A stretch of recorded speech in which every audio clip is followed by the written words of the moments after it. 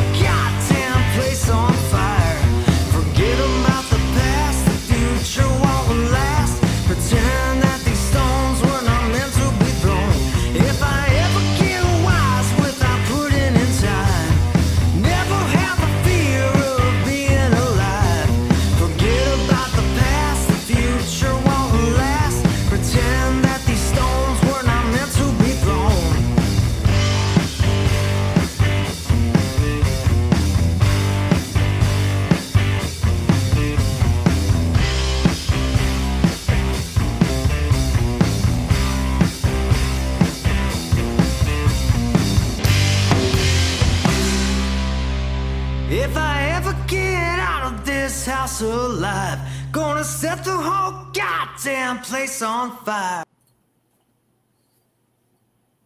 What's going on, everyone? How y'all doing? Good.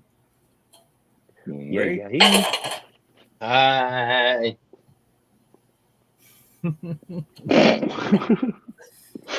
I just didn't care enough to do any kind of razzle-dazzle intro on that one. Just like,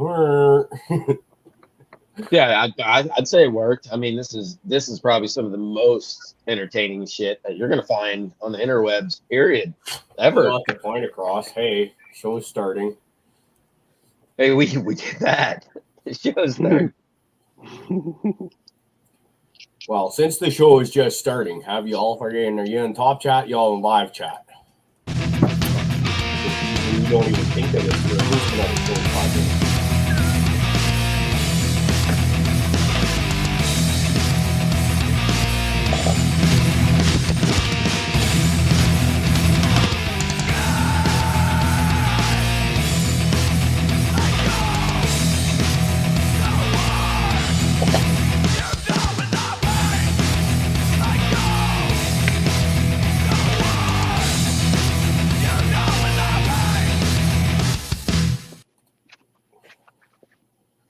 All right, now that you got everybody all up in the fucking top chat, you know what time it is? Fuck you, hit that shit with a dad problem. Let's get everybody fucking moving in that. They didn't even see that one coming. That was like a fucking straight up left hook to the jaw.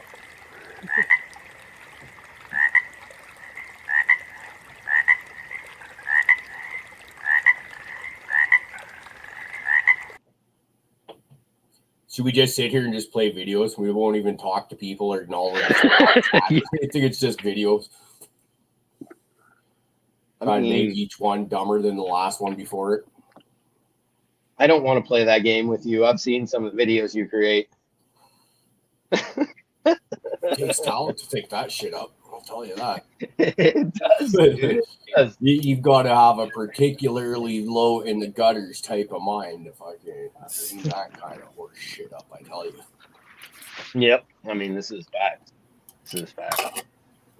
But anyways, Tyler just got a hold of me not long ago. He said he'll be along the way shortly. He's running a few minutes behind, so that's why we're kind of... What? Guests never show up late on this show. It doesn't happen. Never show up. Oh, that happens sometimes. It was the best question ever. Was I can't even remember. Was it Dr. Elaine? Well, her episode. What it was like? Is it gonna be who was it? Fucking Brandon Russ late. Late. It was like it's well. Par for the course, folks. What was it? It was Duke Diamond late or fucking Brandon Russ late? Yeah, I think Brandon Rust. I think that's what it was. Yeah, he was about 45 minutes late. And it was Coot. Was he going to be Coot late or Brandon Rust late? All right. Yeah, I guess we do have a pretty good history of no shows. Who's already throwing the ass chicken army? Ass chicken army. I'm curious as to what the emoji thing is he's got beside that, though. 2 dancing kids. What the fuck is that? Buds is already worked. Fuck, man. That picture that he's got done up in the Discord right now that he posted up of the chicken, the thing's fucking hilarious. He's working on a couple little things to help gangster it up a little bit. I don't know how many people actually know what he's up to and not, so I'm not going to divulge. I've seen it. But y'all have seen what Buds comes up with so far. That dude's a straight up genius, and if he does what I think he's going to do, it's just going to be amazing. Dancing Playboy bunnies would be sweet. Kingfisher, I like that. How do we make that happen? Dancing Playboy bunnies. Well, the fucking dab frog gets jiggy with it. How's that? We get the Will Smith song and everything too. Fucking play in the background. Probably cost us more than we're willing to spend to fucking get the rights to that one. I imagine, eh? Probably expensive. It's Will Smith. Just slap him and take it. Yeah, well, I mean, I think he's down to fight, man. I don't think Will Smith would be a chump. I think that motherfucker he'd throw down with you. I beat his ass. He had a free shot on Chris Rock and slapped like a bitch. That was good. I was so the whole bit that he did at Chris Rock's bit. Yeah, it was awesome. I didn't even know it was out, and then all of a sudden, you know how it is, like shit. All of a sudden, just it's all over fucking YouTube and everywhere, all straight. Fucking all of a sudden, it's like, oh, Chris Rock did a bit about Will Smith. I gotta search this out. Sure enough, Netflix that night. Or another one was I didn't even realize Bert Kreischer had a new special out. We were just kind of flipping through Netflix the other day, and I saw that. I was like, oh, we gotta watch that. That was good. I'm going to see Bert live in April. I'm jealous of you. And kind of miffed about this one. Like I found out after his show was sold out, he had a show in Kelowna on March 5th, so this month. But I didn't know about it until about 2-3 weeks before the show, and it was already sold out.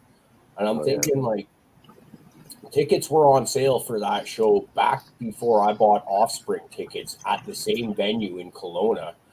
And you know, when you go online to buy tickets, you go to that venue or whatever, they'll fucking tell you everything that's going on there.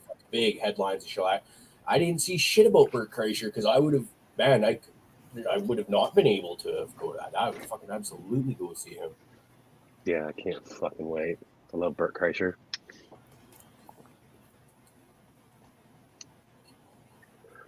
Good shit. I need to look more into his shit. I haven't really looked into his comedy. I mean, I know who he is, and I've seen little bits here and there, and I mean, he's pretty funny. But I've never actually looked into any of his shit. I need to look into more of it. Well, I think it was about 3 The Machine. Ago, we were working in the cost, but I had seen like the thumbnails or whatever for his stuff on Netflix, and like see this fucking tubby fella with his shirt off performing live, and I'm like, that just looks fucking dumb. I'm not really interested in that. But my foreman had downloaded it, and we were listening to it on our way out to Nakusp. I was like, I think he's probably my favorite, new to me at least, stand-up comedian since, I don't know, like, maybe even Larry the Cable Guy? Like, and how like, 20 years ago or something like that? Every once in a while, you can catch one on YouTube or something. They never made it to, like, too mainstream, but they're pretty good, right? One was Chris Porter. What's it called? Something ugly, and I don't know, but fucking hilarious. It's pretty good, man. There's 2 great specials, at least 2 that I know of on YouTube. Probably people are well aware of it. The Ari Shaffir on YouTube, he's got a special called Jew that is absolutely a masterpiece.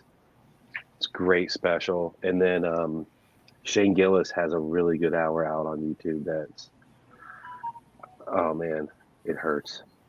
I'll go search that out. I'm always looking for new stand-up. My problem is when you go like looking through stand-up, like you go to certain streaming platforms, they'll have like a fucking list. Like you got that roll of toilet paper and you cut that thing and you just start, millions of fucking stand-up, it seems. And to find the really good ones, you often got to watch a lot of meh. You know what I mean? It'd be nice to speed up the process and just get to the good ones. So we seem to have a pretty similar sense of humor. So like when I got guys like you saying, "Oh, check these guys out," they're good. Yeah. Rusty Nails in chat. Yes, that Bert Kreischer is the machine. That is a true statement.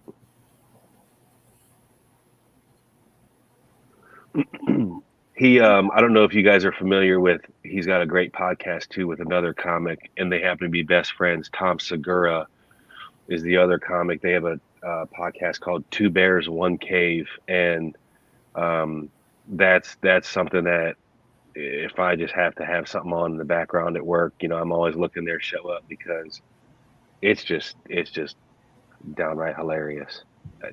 It's great, good stuff. Check that out. Yeah, Fluff, you said you need to see more Bert Kreischer. You need to look up Two Bears, One Cave, Kool-Aid. Oh, the second you said that, I was like, yeah, that sounds like something I need to look up. Yeah, look that up and look up Kool-Aid. There's this deal where they're talking about how much Kool-Aid Bert Kreischer drinks, and I mean just the way they laugh. It's that moment when people are laughing so hard you can't help but to just like love it and like laugh too. I can only imagine if Segura is roasting his ass about some shit that's I can imagine. Yeah. Oh, it's hilarious. And those fucking laughter moments where you see other people do it. That was Paula on Friday night. If I could watch it, her bust her guts was just like, that was infectious. That was fucking great to see her having a good time. I like that.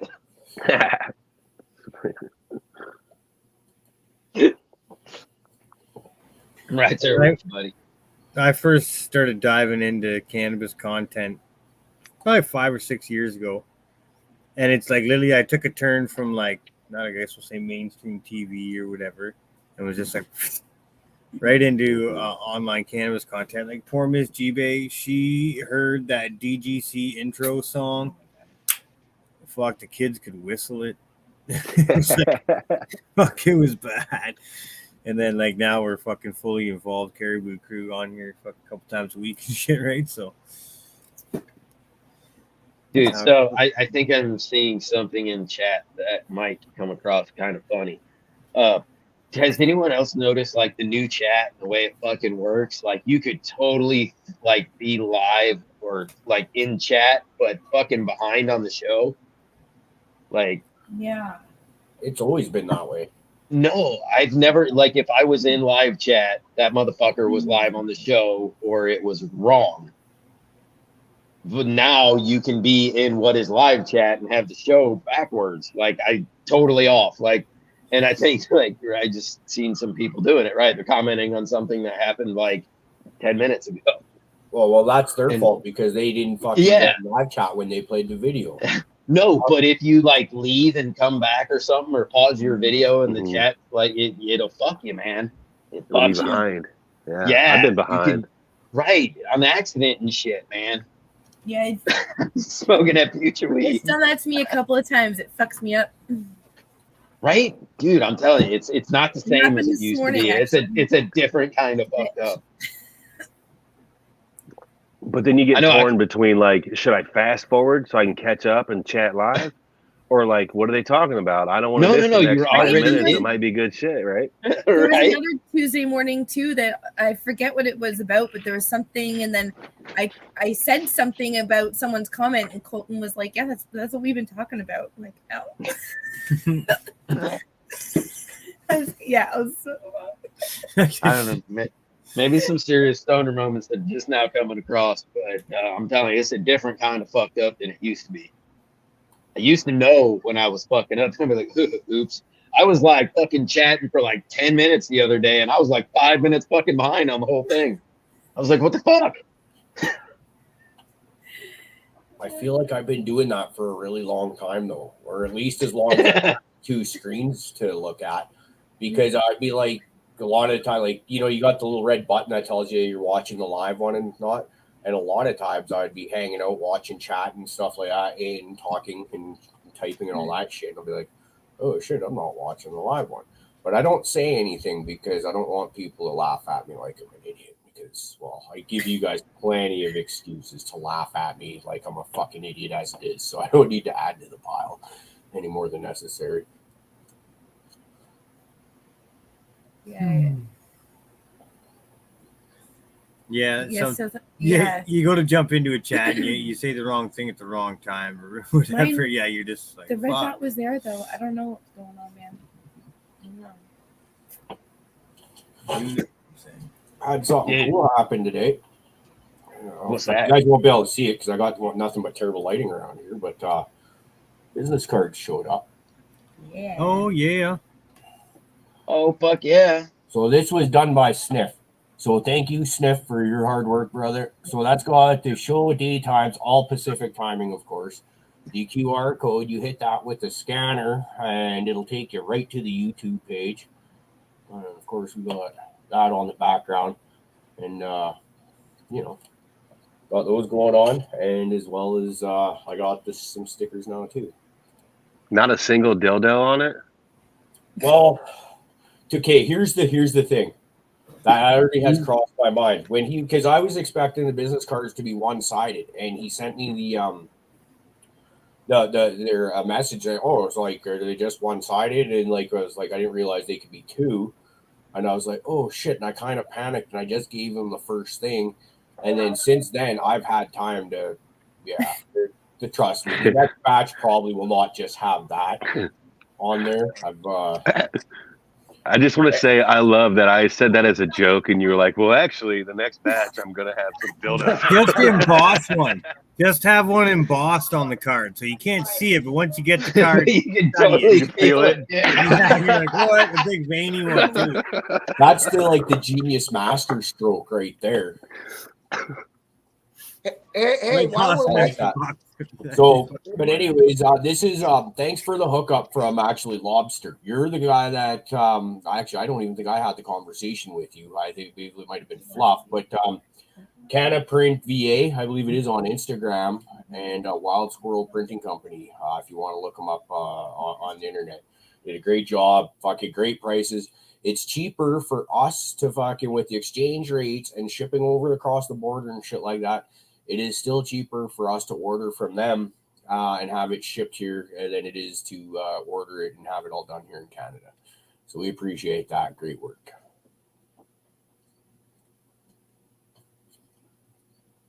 That's because we print our shit in China and then ship it. I was just gonna say you should show them.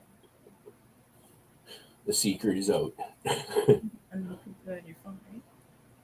Hey, while we're waiting for the guest, I'd like somebody to explain to me because I must have jumped off the show early the day that the ass chicken was started. So I'd like to know what the ass chicken is. Wait, first of all, who the fuck is that talking? It sounds like Johnny, but who is that guy? Johnny, I think you should take the hat off so we can watch your best fucking Oasis impression here. So that we can see that. There you go. Johnny, start singing Wonderwall. Down the hall, high as fuck like a cannonball. Where were you while we were getting high? God. Boys. Oh, yeah. All right, I gotta know what ass chicken is too. I missed that whole. To be honest, we don't even fucking know. I wasn't there, but the best that I was told about is there was a talk about chickens and baby chicks and roosters and asphyxiation. And the chickens choke themselves, I think. And then all of a sudden, something about Ass Chicken Nation. And now we've taken that and turned into Ass Chicken Nation, baby, kind of shit. And we'll take something fucking stupid and run with it. Oh, there's new just coming in. Yeah, I kind of asked Cariboo if we could get an ass chicken cartoon going on. Trust me, it's being worked on. And then, yeah. It's being worked on. New sent Thunder Dan his gift. Say that. You know, that he won a year and a half ago. And man, there is a classic Newfie gift. I'm just going to throw this out there. I kind of feel like after Colton's conversation about all his chickens and the look he's got going on, we need to add him into the ass chicken photo. Who? Colton. Jesus, Yeah. Jesus. Colton Christ. The sandals and a bunch of ash chickens. Right? Can you just see him walking by with a little fucking staff and a fucking robe, smoking a big fatty, fucking with All a these flock of fucked up with a chickens. flock of chickens behind him. Fucking the chickens are like wobbling and shit because they're trailing in the smoke. Yeah, yeah, I can see it. Oh, you see them going to get the mail. Noof corrected us. It was the autoerotic ass chickens.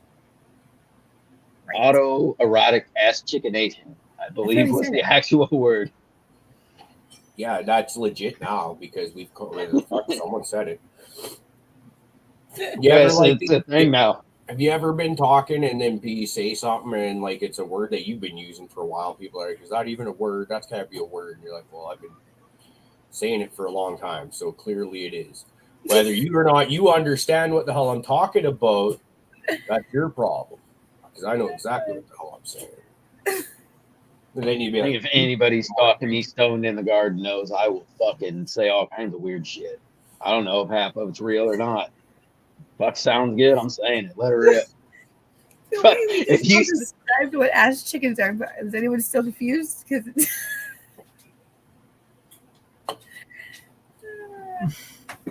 yes. So ass chicken is like a mythical beast. It's like a chupacabra in a way. Well, like a Nobody's ever, chicken. You haven't actually seen it, but you think you see it. Closet, jerking off. With his dick hanging out. Yeah, it's a chicken hanging in a closet from a noose with his dick in his hand. What's that? You guys see that movie? Was it called Game Over? With the guys from Workaholics, Adam Devine in the closet. Yes. Yes. I need to watch it. Yeah, it was an early Tuesday morning. Yeah, when I'm sitting at the job site and I got you guys in my ears, because the phone's on in my pocket, I can't really watch it. But some of the fucking shit, yeah, it's pretty good. Yeah, we heard your black magic trying to stop the good shit from fucking being told. Yeah, we saw what was going on. It was working. It was working. You totally fucking Tommy like, Chong Thunder. I'm like, fuck yeah. So you guys, I wasn't really done, and then you went through that. Talking about I give you a constant stream of fucking stupid shit to laugh at me for. Guess what I did? I completely sent Tyler the wrong link, not the StreamYard link. Sent him a different one.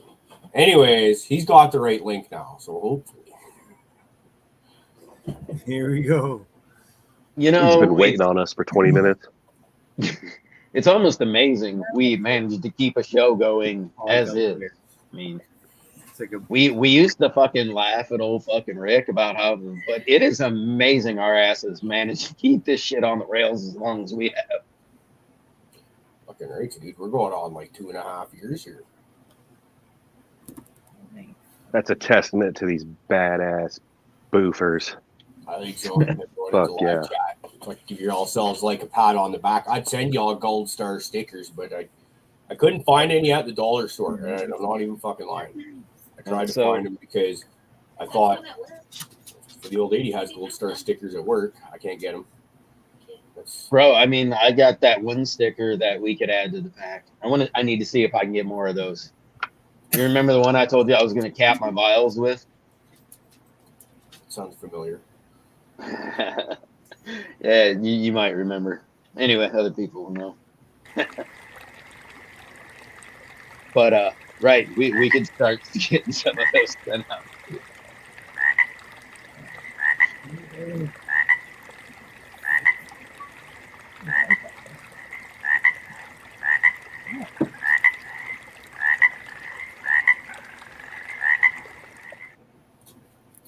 You know, I gotta say, it's a pretty good thing we deal primarily with stoners.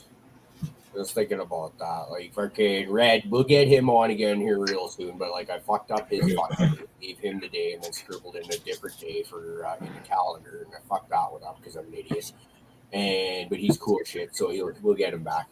And then freaking doing this one where I'm sending him the completely wrong link, and it's just like, fucking a lot of people just be like, "Fuck these idiots." But You mean like telling other very well-respected people to basically fuck off? when did I do that? Oh, you don't remember? Well, you were, I think, New Year. Okay. What guest did we have in the New Year that was pretty big? Good old email problem. Yeah. Oh, yeah. There you go. The email problem. Oh, yeah. Okay. I thought you meant like literally tell him to fuck off.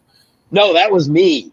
That was me who literally told the guest to fuck off, and he actually still came and talked to us for some reason. Well, actually, was that Troy? Yeah. Yeah.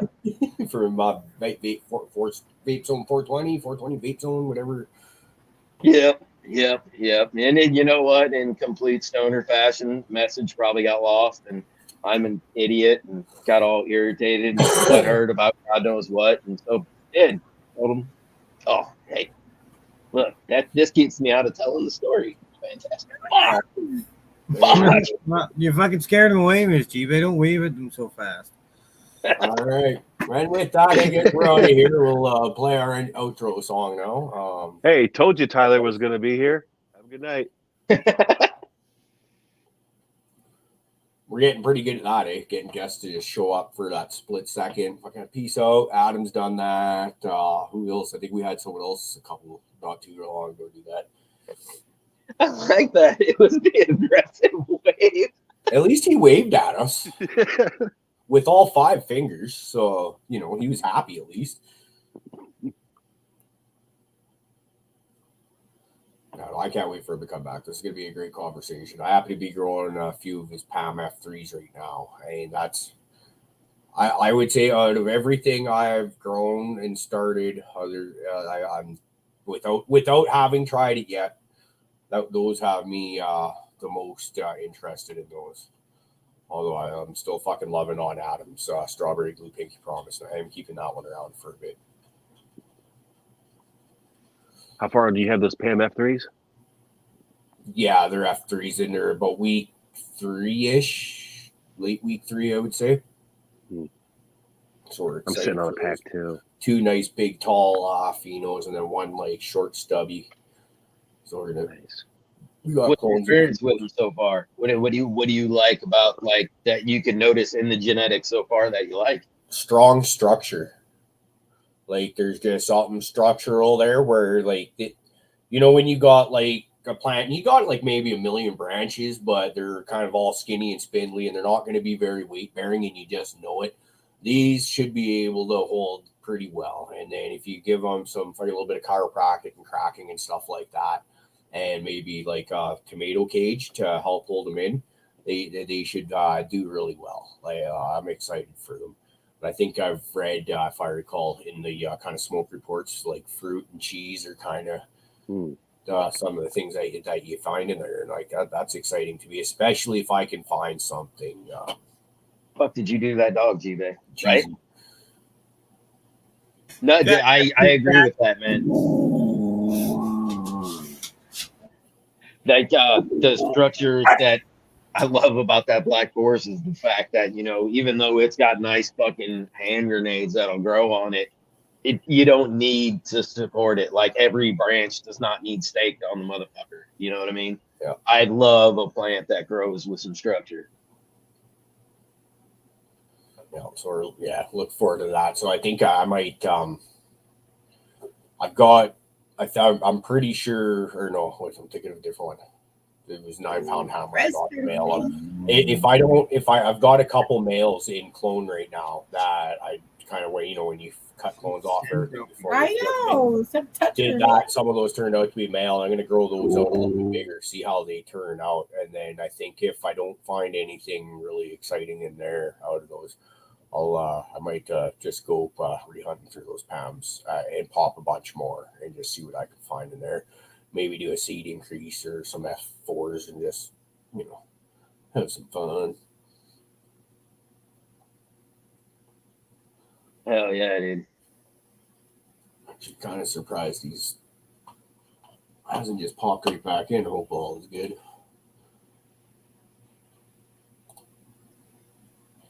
Supreme and what Adam? Yeah, dude, that stuff is dark and pretty. I like that Spanish Moon. I don't know how well it stayed with the terps in the bag since you opened it, Adam, but stuff was pretty terpy too. Had a nice kind of like berry, floral, gassy thing going on. So, all right, we got you back. Can you hear us all right? What's happening, all? Hey, man. hey, Getting high, good bullshit session with some good people. You know what it is, right? Yeah, Thanks for joining no, us, man. Sorry, I'm late. I had kiddos and all kinds of funny stuff going on right at the wrong time, you know. So, and then I forgot I had chickens that I had to friggin' put out before, you know, it was too late. So here we are. I just got a little bowl in me. I'm gonna have my headphones charged up in a minute, and we'll be all solid and ready to friggin' roll, man. But I can hear you guys okay for now, so that's good. Yeah, sounds like a good time. What are you gonna smoke up there?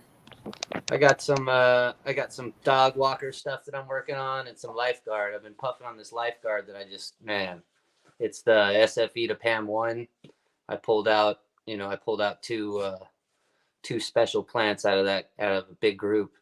It's like a sour apple hairspray and kerosene type thing going on. You know what I mean? It's just really, you put it up to your nose, and I mean it demands a pullback. You know, you're like, whew, you know, it really just kicks your butt from the terps on that side. So, but yeah, it's just like hairspray. It's like it's killer. It's killer. like we talking like Aquanet, man. Yeah, You know, fuck like yeah, dude. Yeah, for okay, sure. The old okay. school Aquanet. Yep. Just like that aerosol, like harsh. You know what I mean? Real chemical type smell, but right off the bat, you've got this sour apple, or like a sour, you know, sour friggin' watermelonish. It's very interesting. It's got this fruit thing to it, but it really has got a strong hairspray tone to it, or kerosene, something sharp. You know, it's really neat. So both of them are slightly different, but they're similar in that hairspray theme. You know, and I was like, out of all the group, I was like, man, these are killers. So I've been growing those a few times. I've been getting them going, cloning them, running them, you know, messing with them, doing some breeding with them, you know, seeing if they stick around and if I keep reaching for the jar, you know, and I keep reaching for the jar. So tonight I got a little bit of that left, and I got, you know, some of the old faithful, the old dog walker faithful. So that's where we're at. That sounds pretty badass. Heck yeah. Where are you guys at? You guys up north? You east? Where are we all located? I'm over in BC, Canada. We're on the west coast. Right on. Yeah, all the way north. I'm all the way south. You know what I mean? Sunny SoCal. You know, so Canada's a whole nother world, but that's cool. Well, it should be interesting. I was just saying before you hopped on here, I'm growing some of your PAM F3s right now. So right on. We're looking forward to those. I've grown a whole bunch of stuff from a bunch of different people in the last 4 or 5 months or so. And I was saying, like, those are the kind of the ones that I've got my eye on the most, where like I'm loving the structure that they got on them. It's like just, they're stout, where you know that they should be able to hold some pretty big nugs on them and be able to hold. Oh that. Yeah. If you run those PAMs outside, man, you're guaranteed to get, you put them in the ground or give them a good root space, man, you're guaranteed to get a, you know, 6 to 8 foot plant, 6 to 8 foot wide, Mac Daddy friggin', you know, Mac Daddy tree out of them. They go two ways. You got one that's kind of leans on the PAM 1 side of things, which is really more on the stout, like strong branches, will hold itself up really well. And then you got other throws that are on like the PAM 15 side, where they need absolute support because they just get so heavy they want to flop over.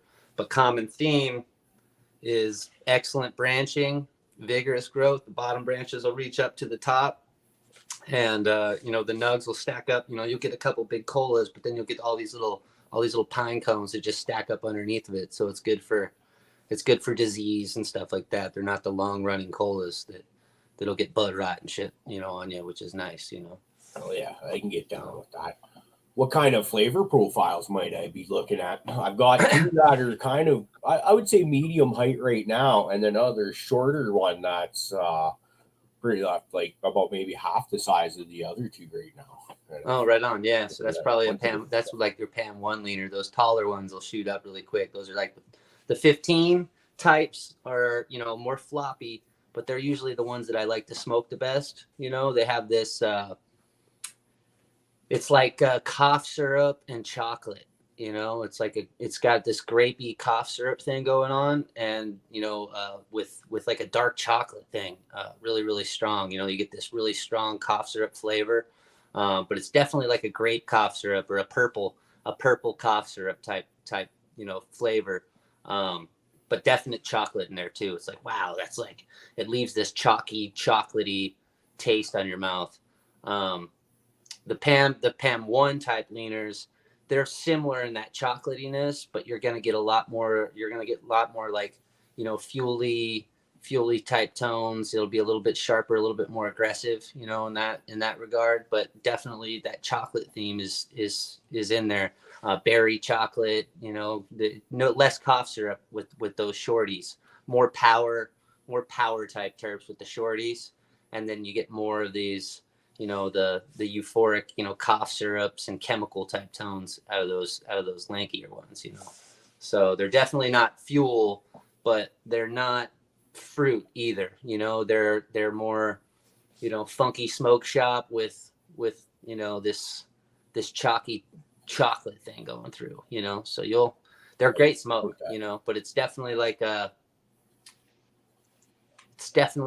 wine, you know, a wine type situation. You know, it's not one way or the other. It's just refined type smoke, which is interesting. So you said like a wine situation. So like a real blend, like a, you know, when I think of that, right, you can get like all the notes where it's hard to define each of them, but you know, they come together and you're trying to pick out like that note. You're like, fuck, it's a berry. It's a purple berry. It's a reddish purple berry. You know, that kind of hits you, and then you have that fermented like kind of bite, like I always want to say astringency. You know, that kind of just tickles your nose just a little bit. Totally. 100%, you know, 100%. Okay. Like that you're tasting red wine, you know, and you got these medleys of flavors that are floating around in there, and just depending on, you know, the way that you're hitting it and the way that you're doing it, you'll pull different things at different times. But yeah, and interest, but then hits you with like a chalky kind of like after. It does. It leaves a killer like, you know, chocolatey aftertaste, you know, and a lot of the ones that I like, the ones that I keep around, you know, those are the ones that I really pull this, like, you know, you just ate like a dark chocolate bar, you know what I mean? And it's still stuck to your tongue, you know, 20 minutes later, which is kind of nice, you know. But it's definitely more dark, a dark flavor, as opposed to like this really bright thing, you know what I mean? Or this really sharp thing. It's very, very dark. It's just complex and heavy. Yeah. Oh yeah. I always call that like it's thick, right? It's got a mouth feel to it. It coats your mouth. You can fucking taste, you know, it's heavy tasting. I love those kind of, you know, they really stand out, and they want to, like, you want to like be smacking your mouth fucking 10 minutes later and tasting it, you know? Totally. Yeah, they're good. They're great producers. They're a little different, you know, it's something different, you know, it's not like, it's not one of your regular type, you know, smokes where you're going to reach in there and pull something out. You're going to feel like you're smoking old school chronic, you know what I mean? Which is nice. It's really got that 90s era type feel and look to it. You know, you got resin all the way through.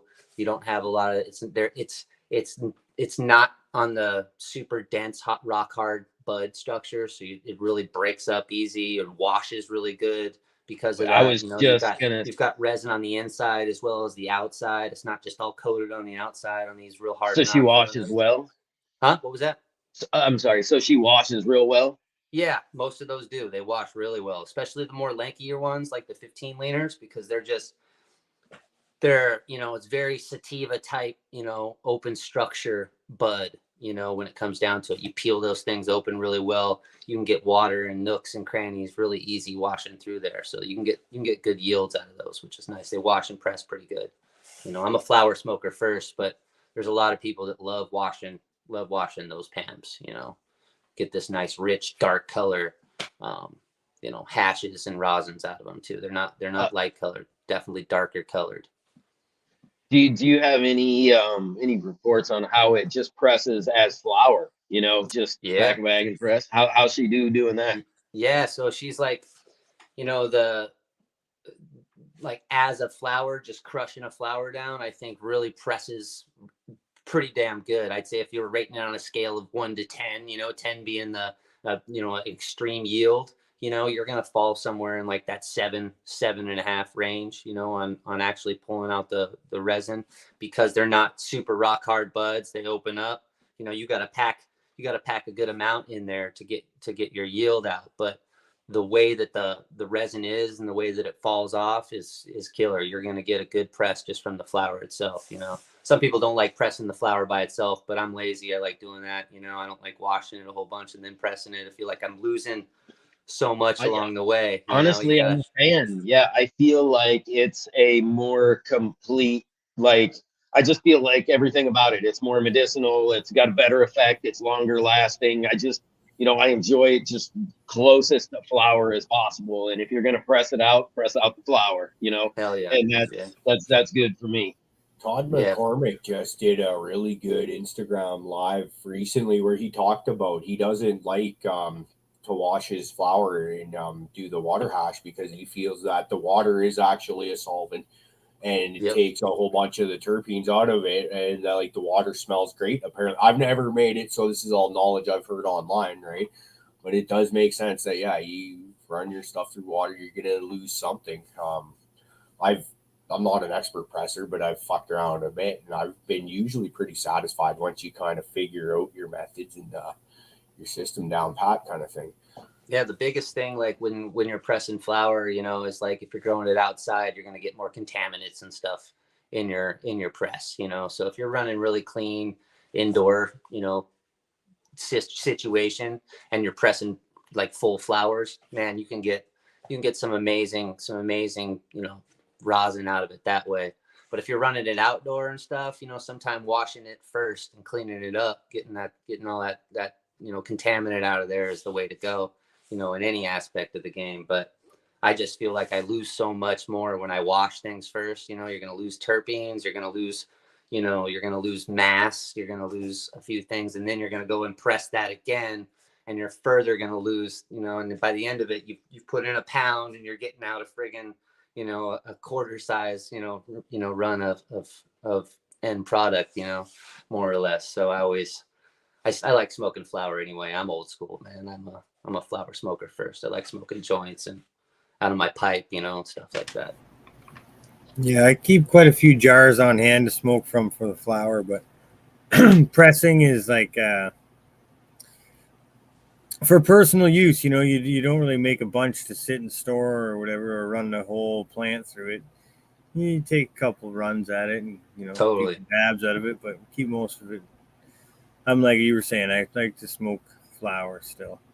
Yeah. Grew up smoking in the 90s, so I'm, you know, I still hide when I smoke weed sometimes, man. So totally look out the window, you know what I mean? Yeah. For sure. Yeah, I keep rosin up in the freezer, up in the little compartments in the freezer all the time for when, you know, you need to break out a little bit. You know, you just always have a little bit in the freezer. Yeah. Now, I'm an outdoor grower more than I am a tent grower, but I was looking at some of your stuff, and it says that, you grow all in ground. That's awesome. Yeah, like I do a lot of my major, you know, I don't like using pots. I mean, I grow inside because I got to keep a library. Yeah. You know, wintertime sucks and shit like that. You know what I mean? You got to have some indoor action going. But for your seed stuff, but production. But my seed stuff and my testing and all my major stuff that I like to do, I love just running an outside space and then planting it into the soil, like into the ground. Yeah. That way you can actually see, you can get friggin' trunks on there that are just like baseball bat Oh, yeah. size, you know, you're rocking and I've rolling. always said you get more complexity of your terps too. I mean, Yeah. if you can take a plant that you thought you knew well, throw that bitch in the ground outside, and just watch that thing turn into a completely different plant. 100%, man. Yeah, it's like you grow a clone all year inside, and you take that same fucker outside and plug it in the ground, man. It's like, wow, this is, you know, the sun is an amazing light, and then plugging it into the ground is a friggin' amazing situation for it, you know. So you got to do it. You got to have a couple of big plants every year, you know. That's something I love, standing out there with the big plants and just being like, yeah, that's the one, you know. I love that. It's something that I really love. And I can get away with that here in SoCal. We got Growing you know, outdoors is definitely number one compared to. I like the indoor because it's right here. It's a hobby. I'm looking at my plants right now. I'm warm. I'm chilling. But the outdoors, like, oh man, you walk out on the back deck some days, especially August, September, October. It's just like, oh fuck yeah, 10 footers. Close to. yeah. Okay. There you Nothing go. like it. You know, there's nothing. Well, you know, like it. and right, our indoor gardens provide us with just consistent fire fucking meds, right? Yeah. I can count on my indoor garden for the most part, right? As long as I'm doing my due diligence, my indoor garden is gonna fucking bang it out every time.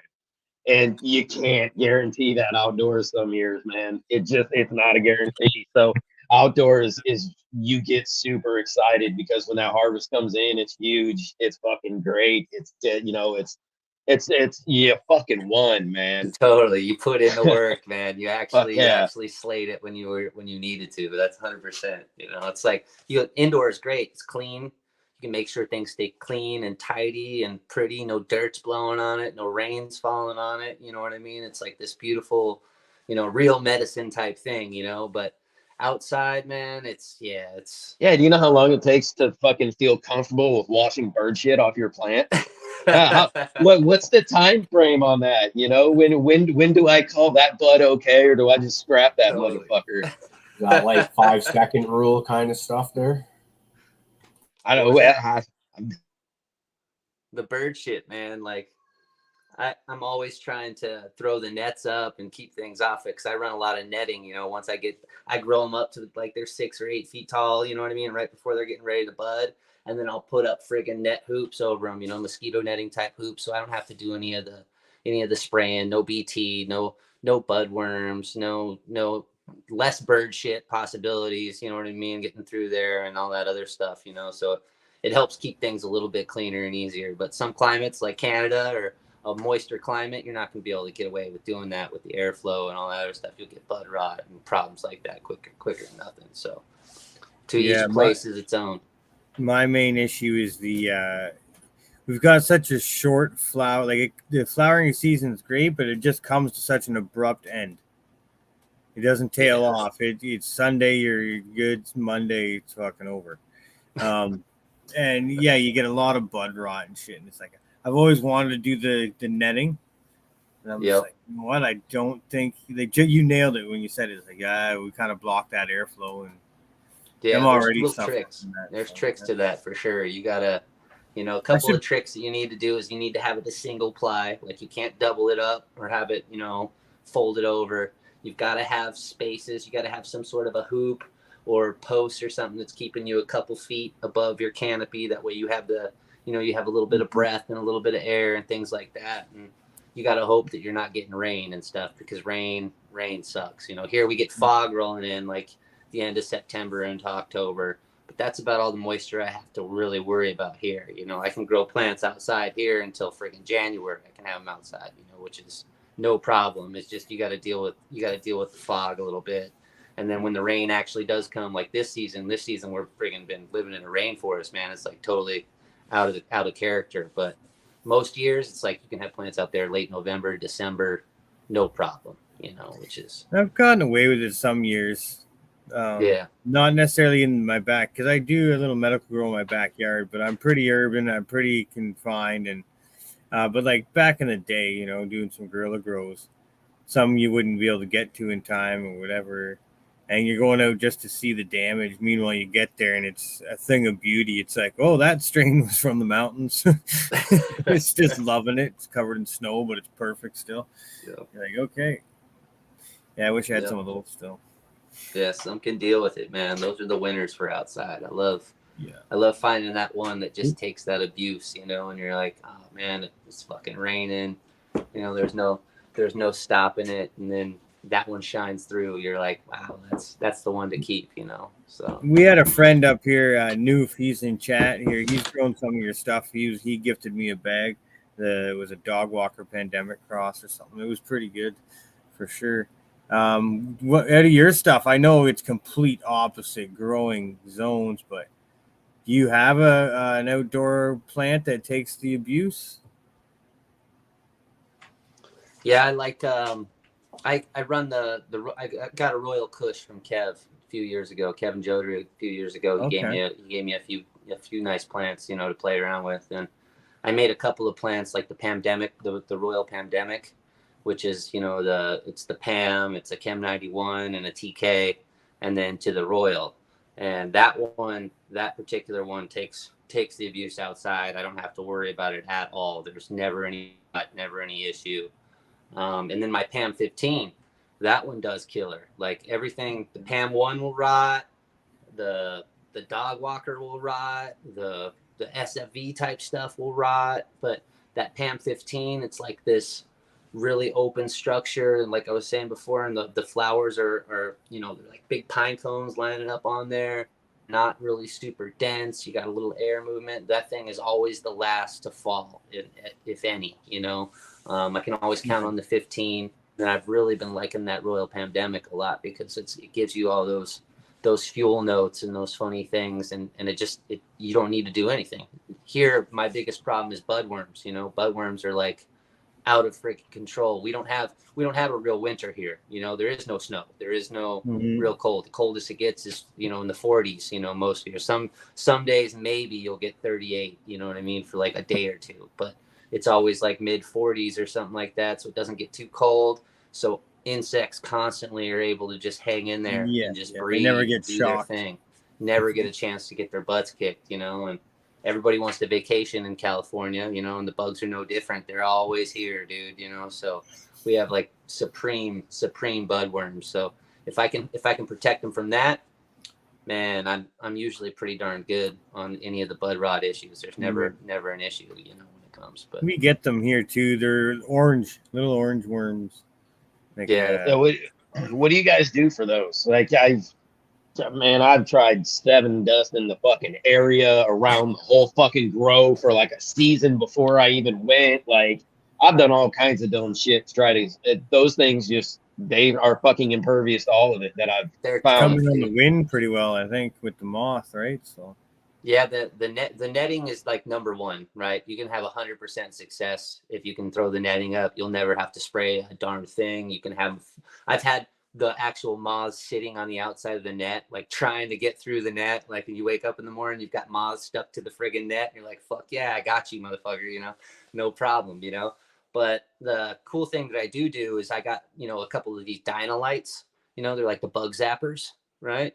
And you hang up a couple of bug zappers and you start running them all season, and you really turn them on, you know, in the springtime before season gets rolling, and you can attract them in to those bug zappers and keep the population in check where you're at, right? Every night you're zapping 50 of them or whatever, you know, and then that's 50 that don't breed, you know, and make babies and all that. And so by the time, you know, summer comes around and that, you know, the fall sets in and things are going, you've slowed down the population by zapping them and trying to kill them a little bit. But aside from BT, you know, spraying with BT on your plants when they're there, there's no stopping them. The net is number one. You know, if you can't cover them up, that netting is going to stop them every time. You know, it's fun. I had this thing because I run the bug zapper outdoor. I think I have the Dinosaur Zap one, the exact one you're talking about. Yeah. So you know, yours has got that little collection tray on the bottom. So do you keep all the bugs that it zaps? Because I started fucking fermenting them in a bucket and then using them as a spray for my plants. Oh, so right it's like, so, you know, you've got all your, you know, your, oh God, what's that shit called? The insect body, there's insect fresh. There's all kinds of different types of, Yeah. like hormones and, fuck, man, you spray a bunch of dead bodies on something. They're like, holy cow, I don't want to be here. You know what I mean? It's a danger zone. And I it smell my has dead buddies. Yep, and it's got a touch of NPK and just a touch, not great, but I mean you can see that it makes the foliar happy. But with you saying that, if you're collecting that stuff, give that a shot, man. Give it a little ferment in a bucket, and it's I love it. I usually throw them out there for my chickens, and they're always eating those dead bodies and popping them up. They're always taking care of business. So I used to do lots of fermenting and stuff, and these days the only thing I really ferment is fish. I'll do a fish amino acid like an FAA or something like that. And I like using that, but I've grown lazy in my fermenting years. Most stuff goes into the worm bin or it goes to my chickens. It's one or the other. So. But yeah, I've heard Steve and Potent Ponics talk about using the dead bodies of things and spraying and preventative and stuff like that. Yeah, and he made like the IMO with it. So he made the collection box and then put the dead crickets in. I was like, oh shit, yeah, I want to do that, right?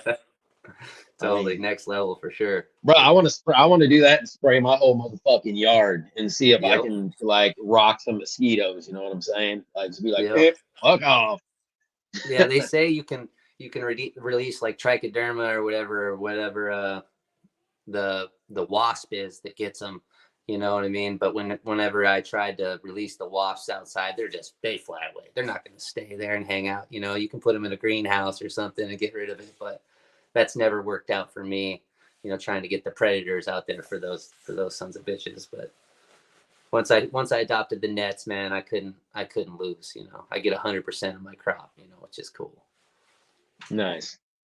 Yeah. I don't know. I've just never even thought about picking any up. I don't know, sometimes I just sit there and whine and bitch about plant damage when I can perfectly prevent it, by just putting a little hoop and a net around it. I know it exists. I know how to use it. I just never fucking do. So. Yep. Totally get that. I like that though, because I mean, and I definitely, I've been trying to help some buddies with those fucking budworms for years, and I'm gonna make some calls after this and have some talks and be like, guys. There's a couple of guys that just never, they're always like showing me all this. I go to their place and it's like just riddled with budworms and stuff. And there's a couple of people I've turned around and got them to use the netting at the right time, the right way. And they're like, man, I am never going back. Like this is the way, you know what I mean? Old Mandalorian style. It's way cool. It's just, you got to have the weather for it. It's hard to do. And I like to really honestly grow manageable size plants. I mean, 6-7 foot. It would not be hard to make a PVC frame to just cube that son of a bitch, stake her down, and just let her rip. You know what I mean? Yep. So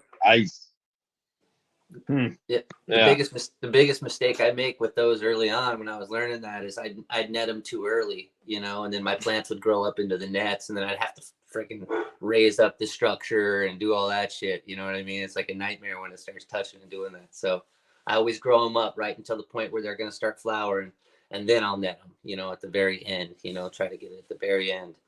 And then I never have any problems. You kind of get through the disaster zones and don't have too much humidity and don't change it too much and too fast, and you can get away with it outside. But there is always a section outside where I just leave unnetted to see. Like this past season, I grew out a bunch of Kandahar stock. I did a bunch of Kandahar crosses, from Afghanistan, a bunch of those different ones. And then I run a section outside and I don't net them and I don't spray them and I don't do anything to them. And the ones that are more bud rot resistant, budworm resistant, are always a good tell, because there are plants that budworms don't like as much. There's some that they just friggin' will riddle to nothing and just attack over and over again and just decimate. Like literally, within a couple days, this beautiful plant just goes to complete, shit. And then there's some plants that they don't like very much, and then those ones I always take note of. And I'll always try to, breed with those or fiddle with those. Those are usually not the plants that I want to pick for smoke, but that is like a key component for something that that is a great breeding tool. You know, you can kind of, hopefully you can pull some stuff out of that has that resistant side of things. So maybe you only get 10% damage as opposed to 100% damage, you know? So I found a couple last year that were really, they were the last ones to fall. I already had things that were just decimated and over. And then I had these ones still standing strong. You know, nothing was really bothering them until the very end. And you know, you get 80 or 90% of your harvest out of those. So if you do some looking, sometimes you can find those that, you know, don't get affected as much. Tyler, what do you do? What do you do with those that at the end of the season that are standing there like champs and you want to save them? Are you cutting snips and trying to re-veg and clone it at the same time, or what do you do to try to save that? Usually I take clones way ahead of time, and I keep them in stasis until I know by the end. So when they're at their peak veg point, right before flower is about ready to kick in, I take clones of everything, no matter what it is. If I don't know, you know, what it is, or, you know, and I'm doing testing on stuff, I take clones of everything, and then I'll just keep it in a small little pot, you know, inside in veg. And, you know, in the end, I usually throw away, you know, 90% of them or whatever. But at least you know that you got everything backed up a little bit. And then if you do find something that's really cool or has this unique trait, you can go back and pull the number and be like, you know, C27 is friggin' awesome. Everything else is toast. We're going to keep C27, you know, and then you have it in line. Re-vegging's always a gamble, you know, you can do it. Right.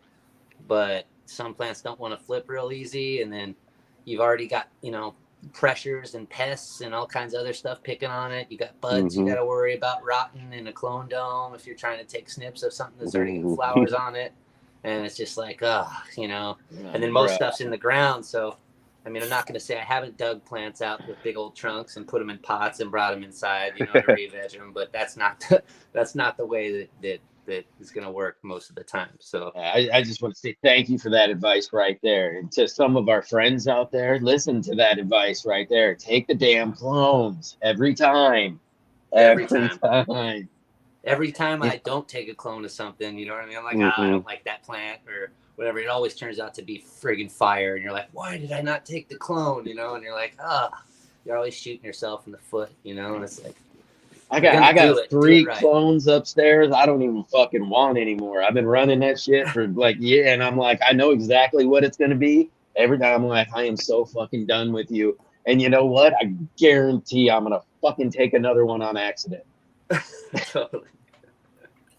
So it's better to have better to have redundancy, dude. You know what I mean? It really is. You know, there's always, it's hard to do it, but you can keep little things, and you know, you don't need a big light, you don't need this big friggin' perfect setup. You take some clones, you keep them alive for a month or two, you know what I mean, and then you can throw them out if you don't need them. I've kept them in like those little seedling cells for a fucking month. I mean, it don't take shit, dude. You can't right when you really get them motherfuckers in stasis, you can keep them small for a long damn time. For sure.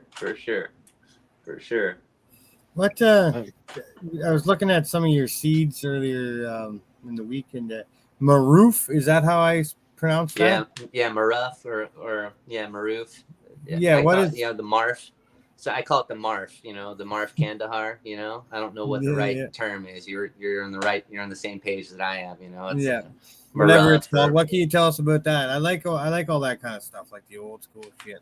So like the Kandahars, the Maroof Kandahar Red, they're, you know, they're supposed to be more on the dead animal, funky, skunky type tones, and that's what I was really kind of looking for. I was trying to figure out if we could find some of those old skunky tones in there that's hiding in those Afghans. And when I grew them out, there wasn't any of those nasty tones in the first generation. And then when I bred them together, because I do an open pollination to preserve stuff, right? So I'll preserve it, and then I'll F2 it, and then once the F2 was in there, we opened up the gene pool. Then I found some of those nastier ones hiding in the F2s. But that first season, when I was growing out the P1 stock, the regular old first gen stock, I didn't find what I was looking for in there, but I did find a lot of like incense and these strange like incense and funky shoes and like rubber and incensey type tones, no skunks and no dead animal, but you had these weird like incensey tones, you know, and these spices that were coming out of there. And then those were also the ones that were more resistant to the budworms, you know, all the pure P1 stock, you know, they're grown out in fields in Afghanistan with, with no love, no care in that regard. And those ones actually stood up to the weather. And that particular line withstood the coldest winter in that region's history. It was one of the coldest winters, and it turned them all red, and that's where it got its name, red, because all the leaves and everything turned red, and it was like this blood red color, and they survived the cold. So you had this cold tolerance factor to them, and then you had this budworm resistance factor to them, which was really cool. The two good things that came out of those. But when we bred them, the stock came out cool. There was some cool stuff. I did some ice cream cakes to Kandahars. I did some SFVs to Kandahars. I did some Pams to Kandahars. They all came out cool and interesting. But the one common factor through the whole thing was the Kandahars made everything ugly, made it all more tough and more leafy and more ugly looking. Like it took this pretty ice cream cake and turned them all friggin', like mutant, funky, ugly things. But the power was there, so like for bag appeal and like selling in the market, they need refined work. You need to go through, and we need to pick and refine and do a lot of work to fix those. But the couple of those P1 things, the budworms would not touch them, and the cold, they stood out there with nothing, and even here, I put them out late. I do a lot of things where I'll sprout a bunch of stuff inside, grow it up to a good point, and then come, December and January, I'll just take them from inside and I'll put them outside to flower and to finish, and I'll use the outside light to flower them, with the lack of sun and stuff, because I don't have snow. And it's colder. They have cold nights. They got to deal with it. And those are the ones that they actually would finish out. They would grow. They would do their thing compared to other things. So yeah, the cold nights are key. Cold nights are key, I find. Like in my tent, I can't replicate the outdoors. So, I can replicate a growing environment and grow plants, but I can't do what the outdoors do. And I find right at the end of the season, if I get a strain that matches up for that season, because the seasons are always I can get a couple weeks different every year. Like it depends, you never know, right? Yep. So if I have one that matches up, which happens, a couple of them, some are overshoot, some under, some make it right on the mark. And when you get those perfect ones that take the cold nights for the last 2-3 weeks, they're finished, they're actually mature, they've been left alone by most of the bugs. Those are it's such a nice treat when you do a good outdoor run and you get a full grown plant that's mature. Totally. It helps. Yeah. It's hard up here. Well, I'm in Ontario, Canada, like right near the Great Lakes, right around Toronto. And yeah.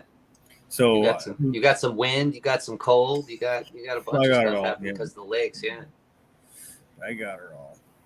It sucks because I'm gonna step away, I think, from the big trees and start maybe just growing a smaller controlled canopy as opposed to a bunch of little trees, right? So it's not that it has damage, but it's always the super piss off though. You get that fucking plant that's all super resistant to everything, and you get that thing, you hang them buds up, and a giant spider crawls out of that motherfucker.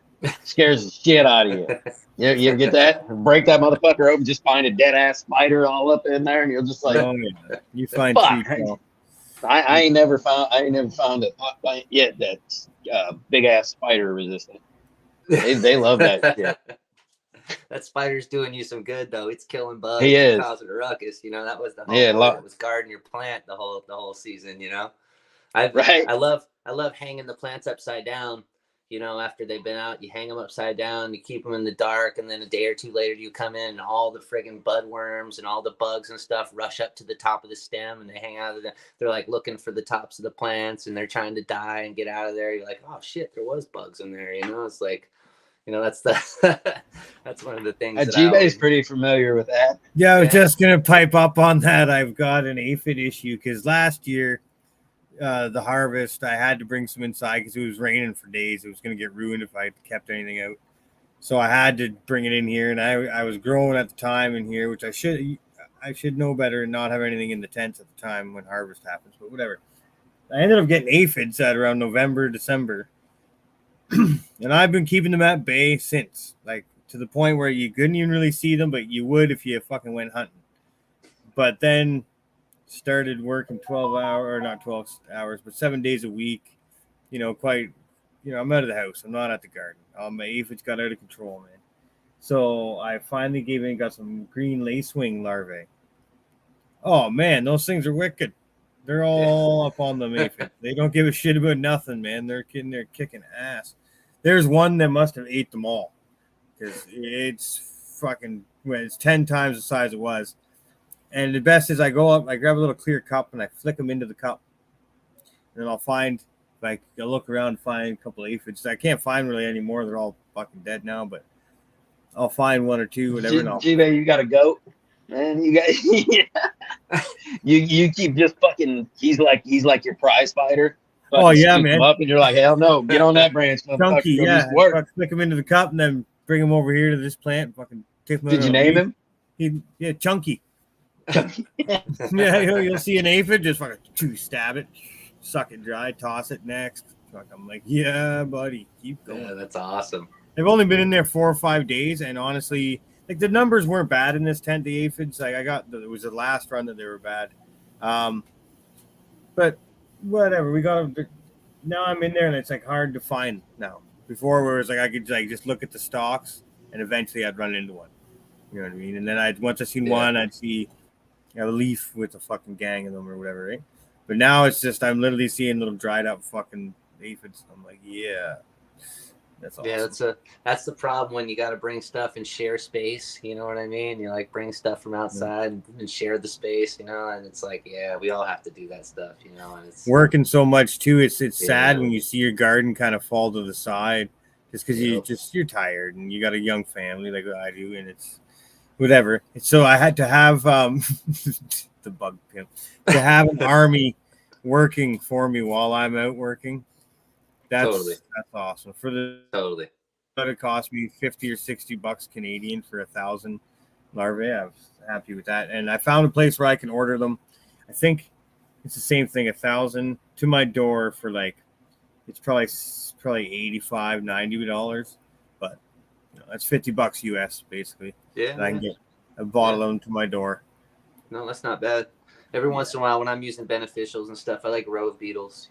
Those are one of my favorite things. They eat the thrips and stuff that hang out in the soil and want to breathe in the soil, and they take care of the fungus gnats and the funny things like that. And they just roam around in the soil. They'll run up, they'll walk up your plant, they'll eat some stuff that are hanging on your plants. They can fly, they're like the champs of my garden. I love having rove beetles. I put them in my worm bins. I put them, random places. And they're pretty good little detrivores too, right? Like they do a fair amount of work in the soil as well, not just with the pests, but I mean they do some good work in the soil as well. Yeah, I'd fucking dig rove beetles. Yeah. I think I gotta up my whole game because I do like organic dry amendment in Pro Mix or in inert media, but my pots are like just under they're 3.9 something gallons, so 4 gallons, and I just not getting the performance out of it. I'm getting some good bud, but I get like a couple sticks worth off each plant. I'm like, I'm dedicating a lot of time for not a lot of fucking flower here. Outdoors so different for me because I grow like super large plants, so I'm still getting used to this indoor game. So I think I got to up my pot size, and then, like you guys are saying, get these beetle things. I've heard Fluff talk about them lots, and I think that's maybe the way to go. A little more actual living soil. Mass. If you're running soil, you gotta have a little bit. Yeah, there you go. Look at that. I like doing the 5 to 7 gallons or even 15 gallons if you really want to do it crazy inside. Those are the ways to go. I think it's time because I've been getting by with the skin of my teeth kind of as they say. It's just time to up the game and get a little more battery under the plant. Yeah, that's right. That's right. Plants love that, man. They love a little bit of space, you know, especially Pam stuff. You know, that's a trick for Pam. If you're gonna run Pam genetics inside, you better have some root room. You know, they I appreciate got the a root room.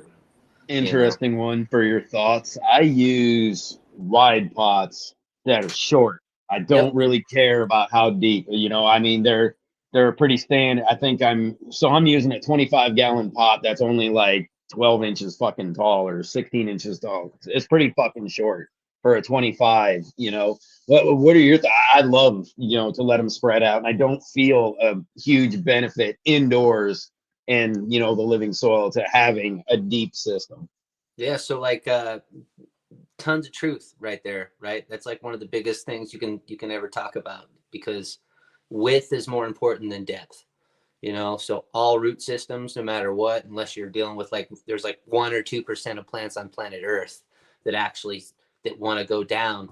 But the deeper the pots are, the less oxygen is down low, the more chances for water and other things to build up down there. You get over water and you get issues that way. You know, you get soggy soil down low, it dries out at top. Plant roots, the most active part of any root ball system or any rhizosphere is in the first foot and a half of the soil. Even with giant trees, that first foot or foot and a half depth of soil is the most active, as wide as the branches are reaching. So width is always a better choice, right? In any space, right? If you can go wider and shallow, that's the way to go, you know, because that's where those feeder roots want to occupy. The stability is wide. Animals poop and die on the surface. Rain falls on the surface. The most activity is in that surface layer. So those really tall, deep pots, they're always rotters. They're always deep, you know, nasty, you know, problems. I always see, you know, that's a fungus gnat issue 100% of the time, you know. So you're on the right path there 100%. I'm always talking. I always say that. That's one of my sayings is width is more important than depth. And that goes for planting trees. That goes for anything. You want to dig a shallow hole, but super wide as possible. You want to make sure, and things will, you know, things will kick ass that way, you know. So it's a good thing to bring up.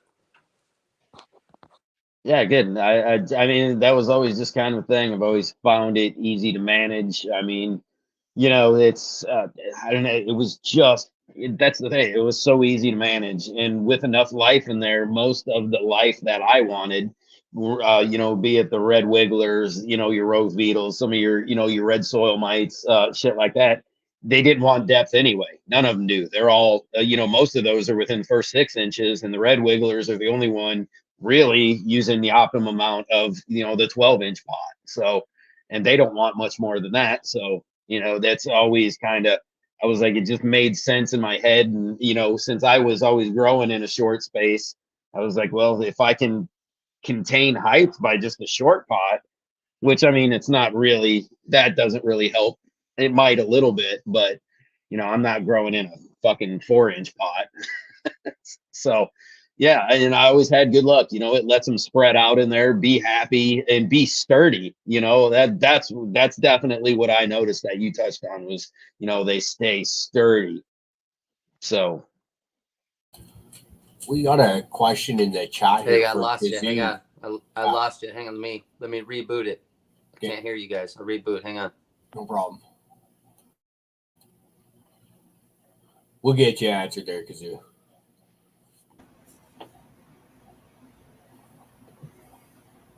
Yeah, I need a little clip. I need a little clip to play for my wife of him saying that width is more important than depth. Telling the old lady that for a long time. Yeah, you tuna cannon that motherfucker. No, I like the plants that finish out red and stuff like that. Nice to have that. Oh, bro, I love the ones that get that maroonish, just burgundy, beautiful. Like, yeah, I'm a big fan of that color. Hung like a potato.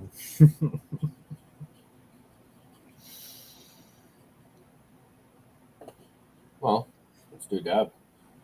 Well, I'm waiting for my kid to bring down the dab rig. I never do the dab rig, but he's got this Sugar Diamonds. Sugar X Diamonds.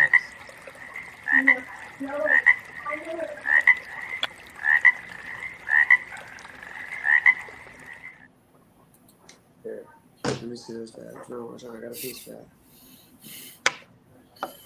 You want to do circles with it?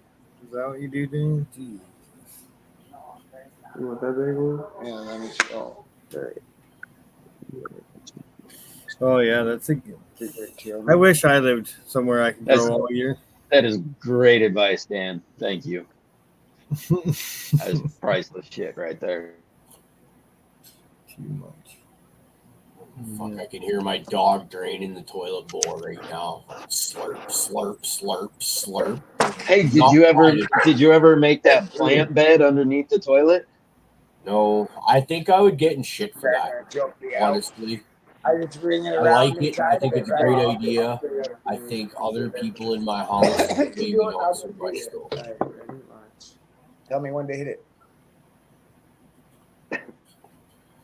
That'd be pretty cool. I think have like a little fucking like some aloes and maybe some like rhododendrons and shit like that growing out from the bottom of your fucking toilet because your fucking dog's a fucking mess.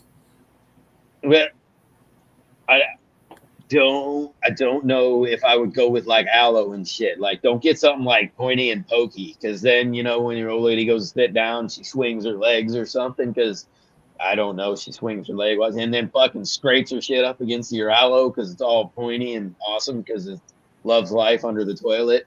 Then you're gonna get some shit. So Maybe she'll dig it. Fuck, one less thing for me to do around here.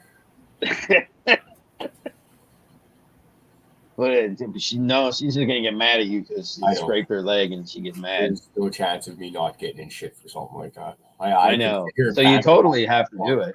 You totally have to do it. You could build just like a little moss pad under it, and then it'd be nice and comfy. You could stand on it. It would be nice on your feet. It'd be cooling and nice. She actually has said she would like to try the moss bath mat kind of thing. But I think you need an actual tile floor for that. I'd be worried about, it looks like it's a linoleum floor, possibly linoleum tiles up there. So I would be worried about moisture getting through. But I like that idea. Like nature in the bathroom. Fucking awesome. But the cat would piss all over it. That would be my luck. The cat would be like, "This is the best thing ever." Bro, didn't I send you that link of that lady who chia petted the toilet? No. Yeah, dude, she straight chia petted a whole fucking toilet, top and all, bro, top and all, sat on that motherfucker. She sat and was like, whoa. She goes, all right, that feels weird.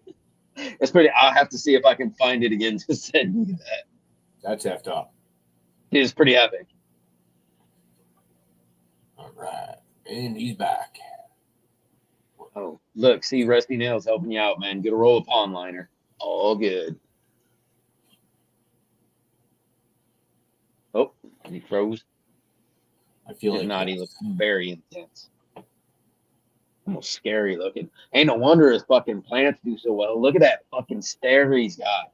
That shit's looking at you right there. You're gonna grow right. You're gonna get your shit in order. Walking around like all Indiana Jones style with a bullwhip and shit. No, look at that smolder. That's an smolder. Well, we know where Yee's mine's at. Ooh. Oh shit! Do you think he got to hear the fact that you have a man crush on him? Wait, Fluff. I mean, pissed him off is what it is. I was just waiting for the right time to tell him.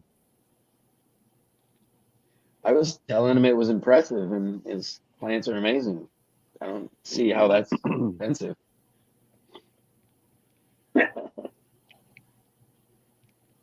now I feel like all awkward and shit. Why? I don't The know. old internet connections get us again. The Tuesday night fucking curse.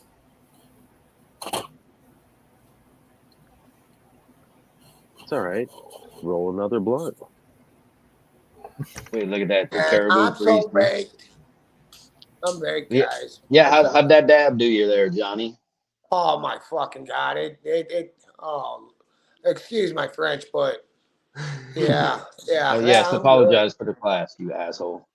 Yeah, I'm good though. It was too smooth, if that makes any sense. It won't be long, and I'll be nodding out. What was that a dab of, Johnny? What were you taking a dab That of? was the kid came by. He said, "What are you doing?" I said, "I don't know. You want a dab?" And he brought this Sugar XL Diamonds. Not a word of French. So here's what it looks like. Probably fucking make the old bam. Ooh.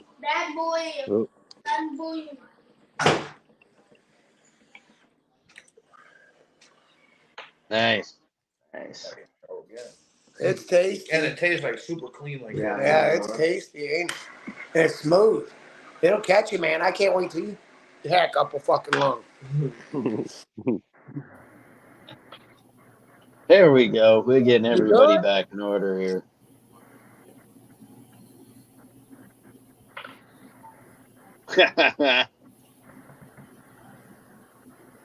See, right? We all know that this isn't you, Johnny. Whoever the fuck this is over in the square, it ain't Johnny. No, this is work, Johnny. It's like an AI version of Johnny. Sounds like him. That explains the haircut and all that. Hey, Not the real deal. I'm the guinea pig. He's a deep fake. Almost fooled us. Just about had us. No. The second he showed up, we all knew that was fake Johnny. He can't fucking fool us. All right. It's nice to do about once a year.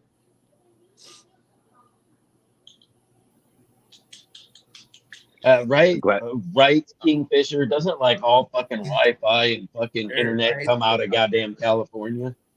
Yeah. I thought it was amazing everywhere out there.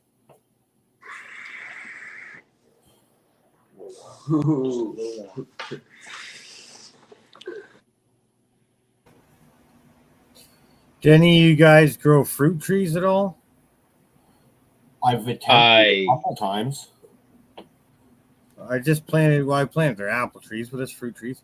I just planted 2 out front last year, so hopefully they work out. It's actually a good one. No, I want to do that like a lot. No, you plant apple trees. Sorry, my internet went friggin' haywire there for a minute. I had to reboot everything. Yeah, that's all good.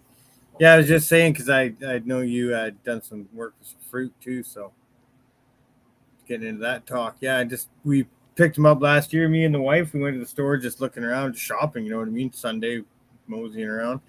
A couple apple trees on sale, and they're half decently sized and healthy. I'm like, well, shit.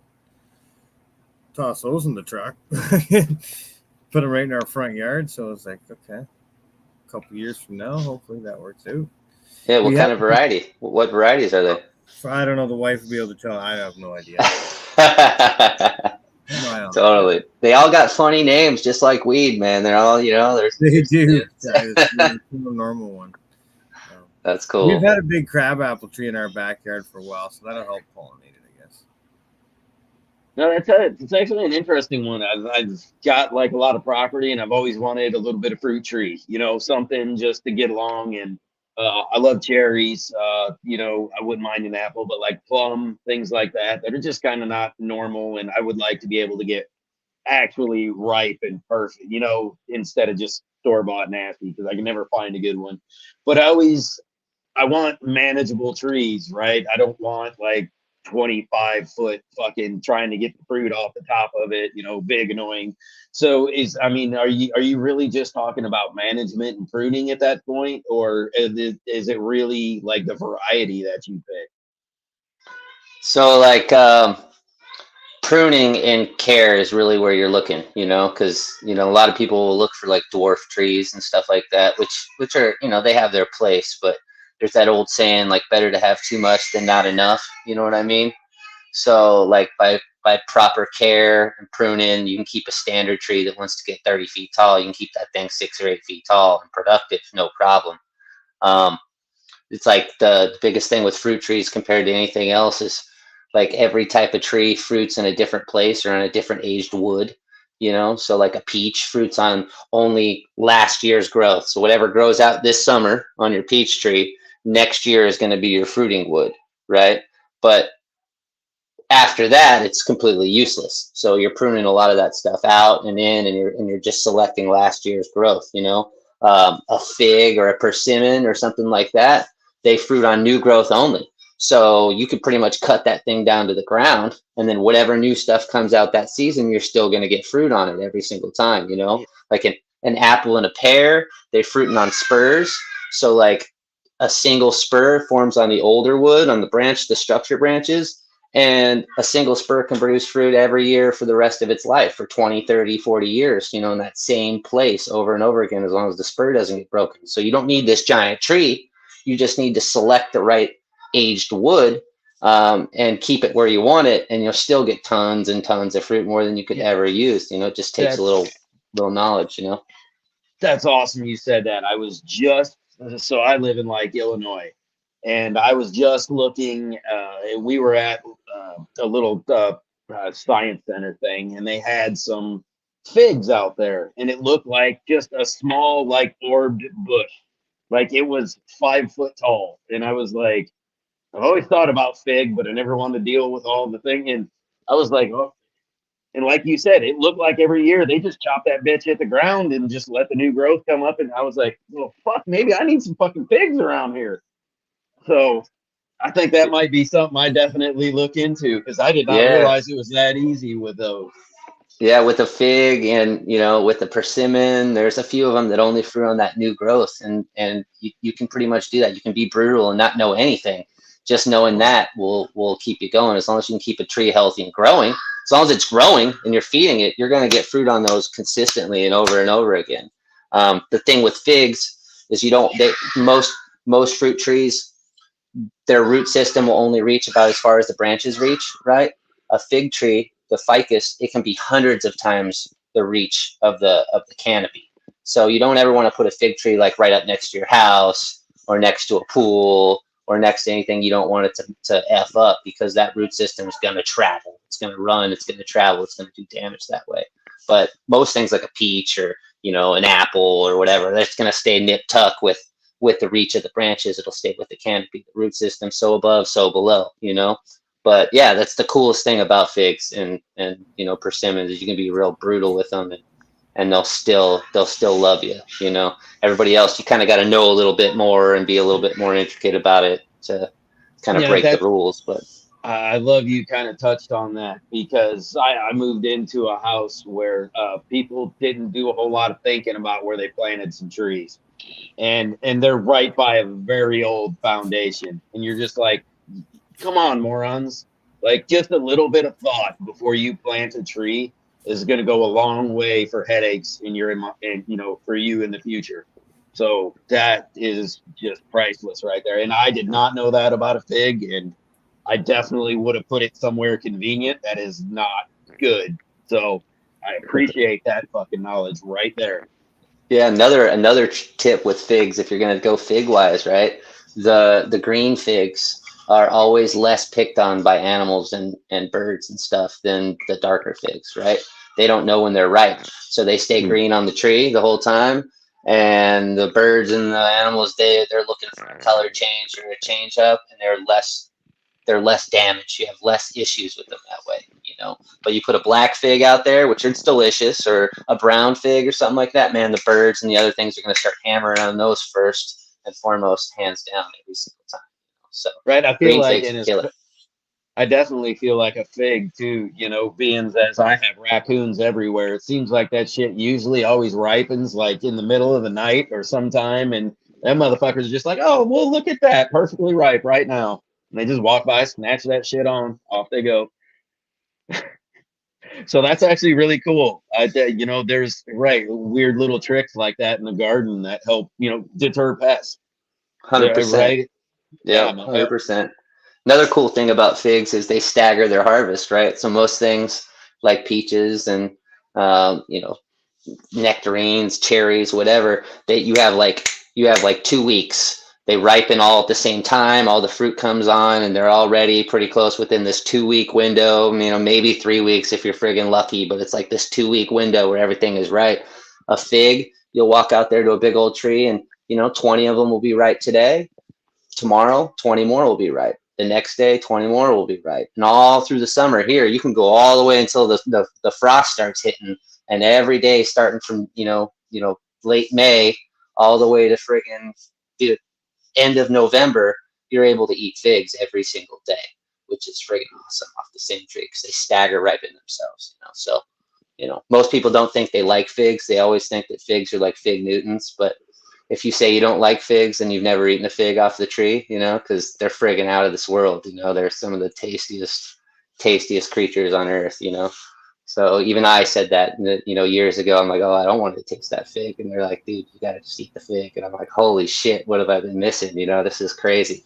Totally different off the tree than, and you can't buy them in the store because they got to pick them too early. You got to get them off the tree, in order to really get that experience. See, that was going to be my next question because I was thinking, wait a minute, I'm pretty sure I've tried like dried figs and stuff like that, especially like come Christmas time. Seems like that's probably a seasonal thing. But yeah, that makes a lot more sense. Yeah, when you pick them and they're like in the store, like as a fig, like, in the produce section or whatever, they had to pick those, a week or two early, and they're not good. They're going to be dry. They're going to be crappy. You're not going to have those complexities. They don't ripen the same way off the tree like, an avocado does or something. You have to get them off the tree. You can pick them ripe and then dry them and like dehydrate them or whatever, and you're still going to lose a lot of that complexity that comes with them. So the only real way to experience a fig or even a mulberry is the same way. You got to get it off the tree to really appreciate it at its fullest. Mine might just be either a crappy tree or whatever, but mulberry still just never has done it for me. Just never one that I'm just like, screw that. No, you gotta get a Pakistan mulberry. That's the best one and the only one worth growing, right? So I need one that won't make the birds shit purple on my deck is what I need. Yeah. Most mulberries are like, they're wild weeds and whatever, and you'll get these small little berries that'll be on the tree, and there'll be millions of them, and they're like almost too much work for their own good. They stain the sidewalk, the birds fucking pick them and shit them all out. And it's like branchy piece of shit. Crazy. Yeah, this crazy branchy wild tree, right? But the Pakistan mulberry is like the exception to the rule. It's like these 3-inch, 4-inch long, thick. They look like your finger, right? Your finger. They're as long as your finger or longer than your finger and as wide as your finger. They're not staining, so they don't stain your patio. They don't drop the same way, and they're meaty and delicious. They're like one of the tastiest friggin' things you'll ever have. Some people say they like the white ones. White ones are they're the same thing. There's not enough sugar. The Pakistan mulberry though, that one will blow anybody's mind when you start showing it to them and stuff. But it's another one you can't ship. You gotta actually have it on the tree in order to appreciate it. But those ones are worth it. They got. I feel like that's a pawpaw is one I've been wanting to get around me, and you can't find that fruit anywhere. You got to get it basically off the ground the second it fell. But when you find it just right, it's supposed to be super amazing. And so I've heard the only way to do it is to grow your damn own, and it's actually does it produce pretty quickly for you, or is it a couple year in still?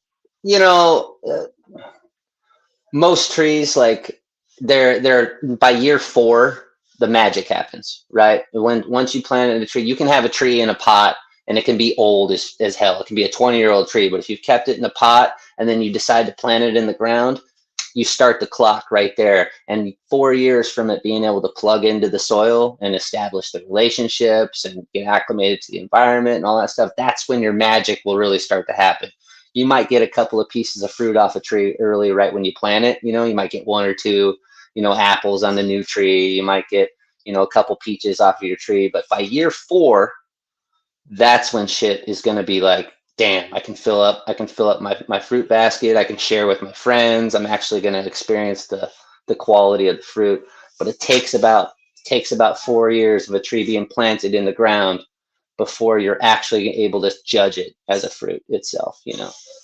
They're like teenage kids. Just because you can reproduce doesn't mean you should. A young tree is like a teenage kid. It's like, just because you can doesn't mean you should, and you need a little bit of time in that establishing that stable environment. It takes about 4 years.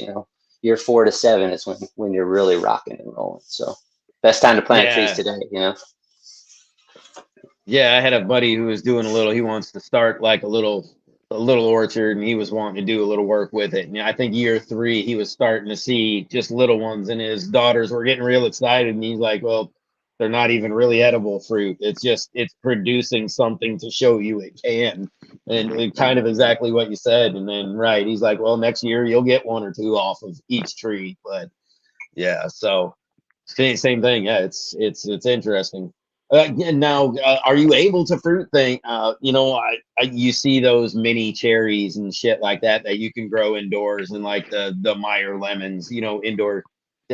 Are those just like great novelties, or can you really get some shit off of them? You can't grow them inside and have them be successful. You might get lucky.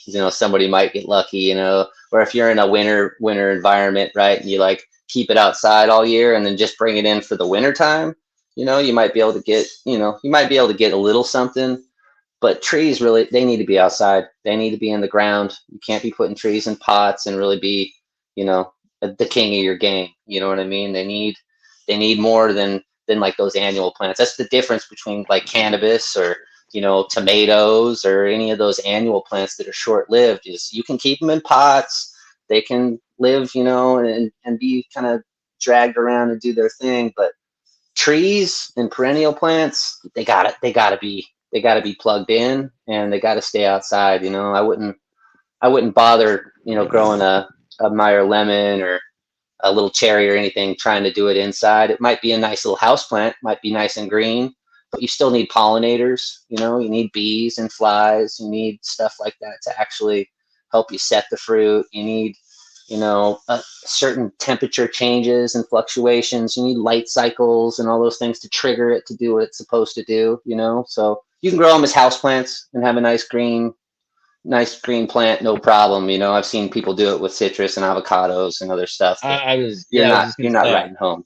Yeah. I just thought about doing a mango because they actually look pretty cool if you keep them short enough. So I was actually thinking about doing a mango. Actually, today I was like, I should go buy a mango. Mangoes are my favorite, bro. I got 1,000 seedlings outside right now. Mango seedlings. Nice. I grow them from seed. I use them for grafting stock. We'll grow up some of them, and as soon as their first couple of leaves are set, you can break the leaves of those seedlings and smell them, and that will give you a terp profile of what your mango is going to smell like, or pretty damn close, right? And you can actually get these mango tones out of the leaves, of the young leaves of those plants. So the ones that you grow up a whole bunch of them, and you get a couple of leaves, you start breaking the ends of the baby leaves, and you smell them, and you're like, oh, this one smells awesome. You pull that one aside, you break another one, you're like, it's okay. You put that aside, and you could separate them early, and kind of watch the ones that you liked, and then use the other ones as a grafting stock. So you can take I have some cool mangoes outside, some Glens, some Valencia Prides, coconut creams. I just got a bunch of different things out there, and you can take pieces out of those and graft them onto the crappy ones that you didn't really like the smell of as young ones. Make new coconut cream trees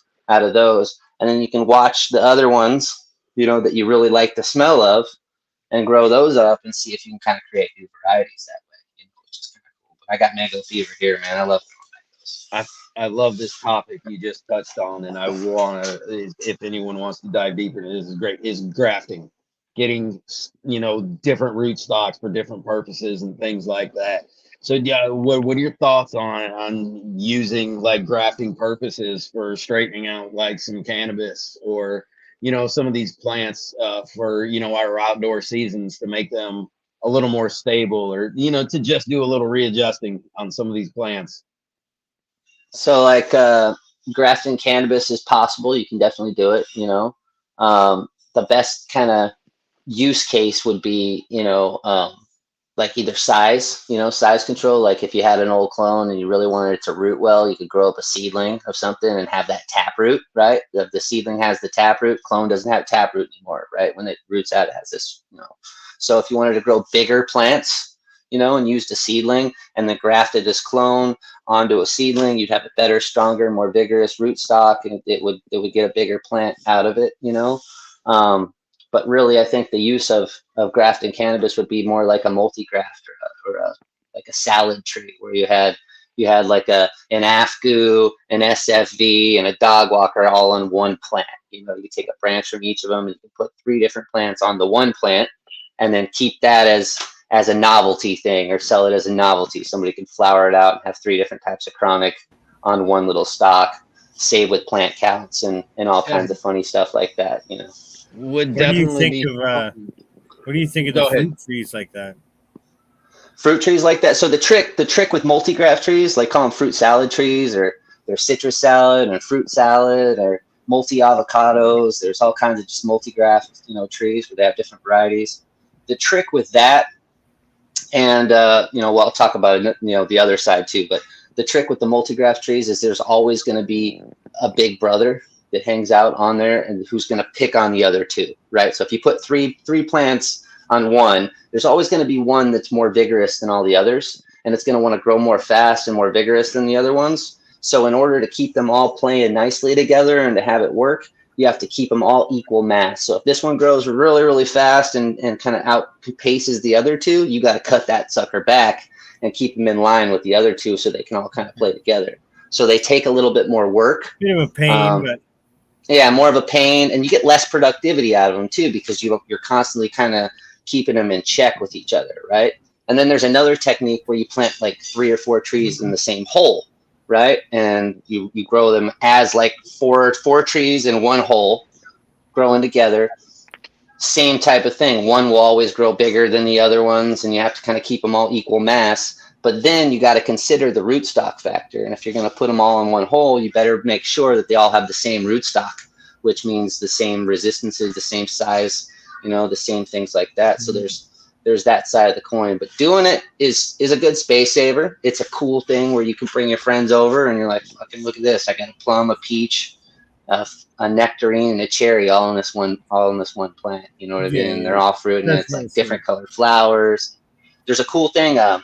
They call it the Tree of 40, and it's in New York, and it's 40 different stone fruits grafted onto this giant tree. So every spring it lights up with like purple and pink flowers and white flowers, and then it has 40 different fruits on that one tree, and it's this famous tree. It's been around for a long time, Yeah, it's very cool. It's more of a novelty than anything. If you can plant single trees closer together, then that's better all the time than putting 3 in a hole or a multi-graft salad tree, like production wise.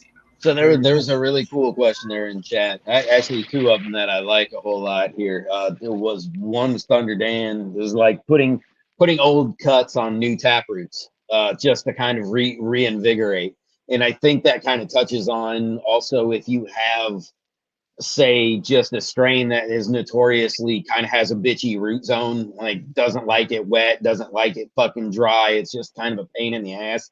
You can graft a root zone on there that likes it just fine, and that plant will grow much better. Yep, correct. 100%. Yep, 100%. Okay. Yep, and then 100%.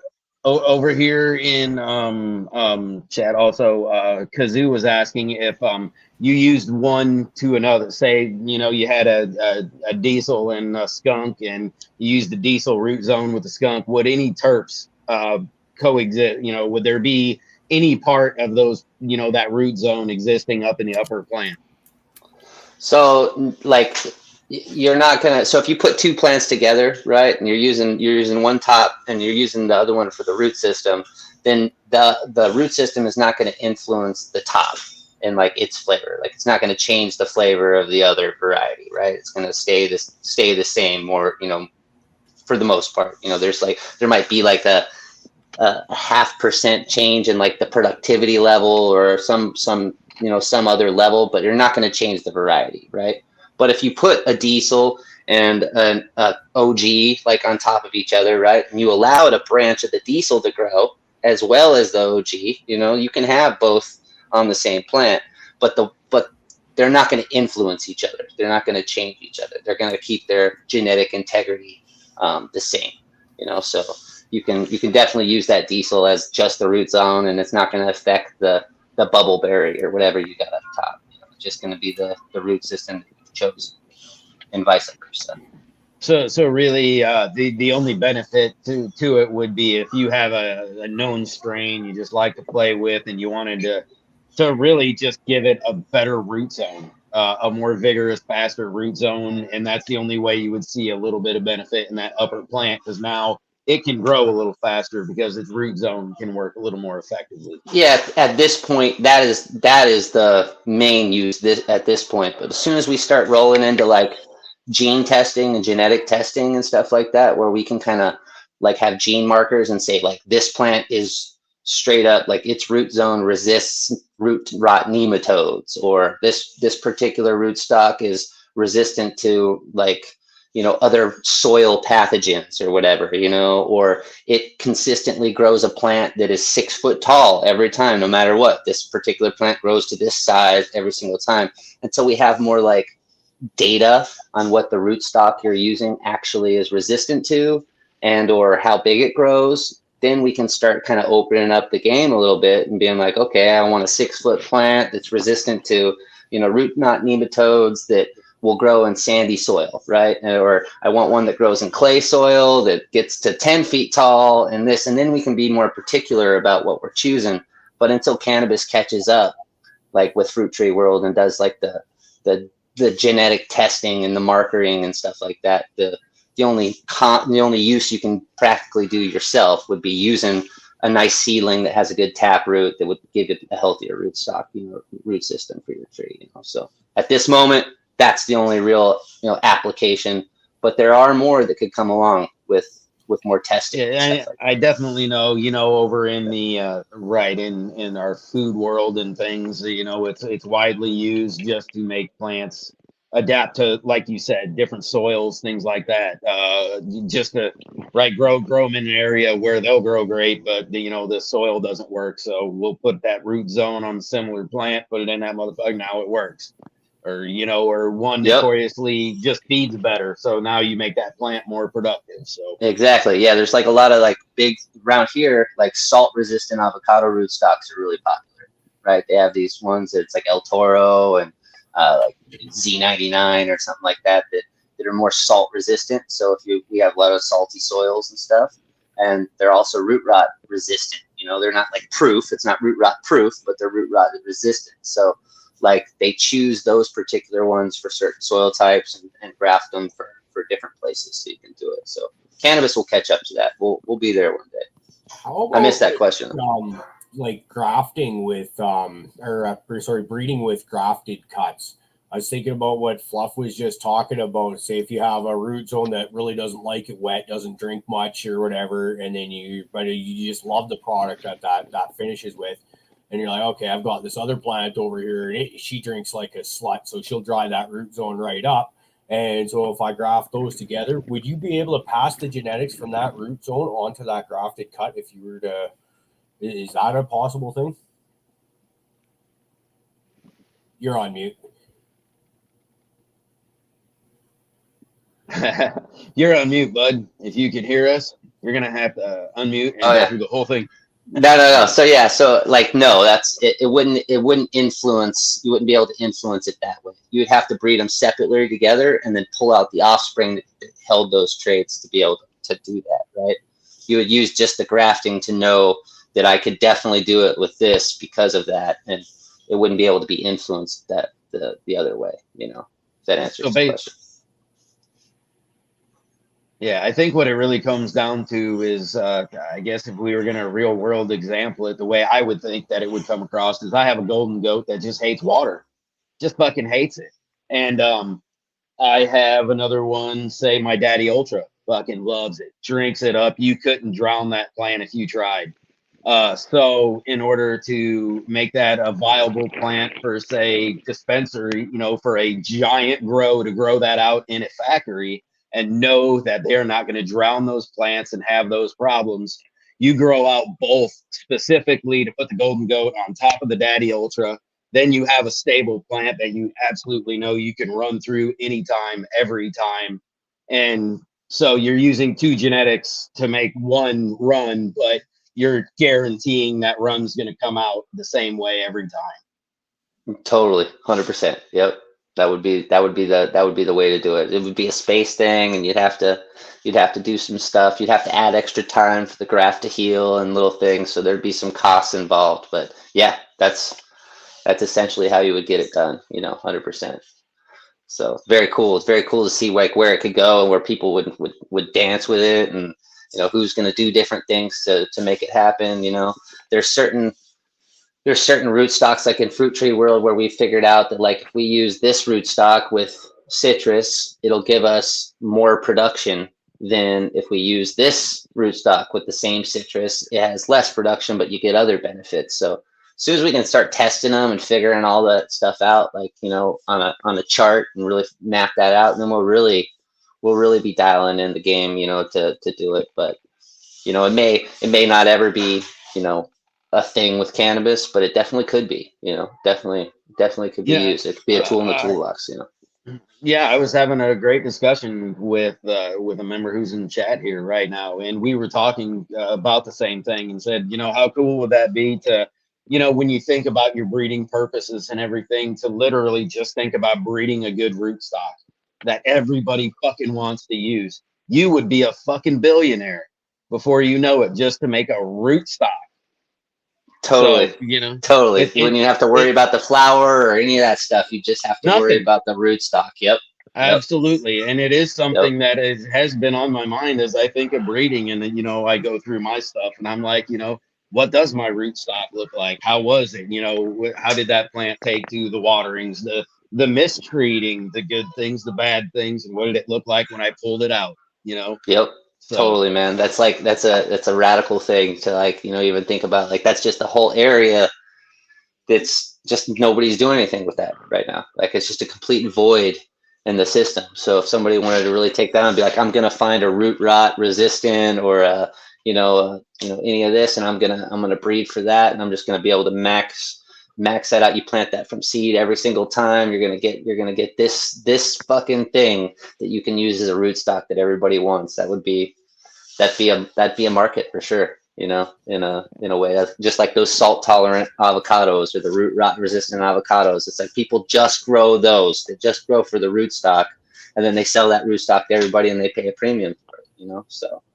It's a cool thing. From my understanding, when you're doing those young grafts like that, I mean, those guys are basically growing like a 2 or 3 week old plant and selling that shit off. Like you have you have watered the thing once, popped it, germinated it, and sent it out the fucking door. You're done.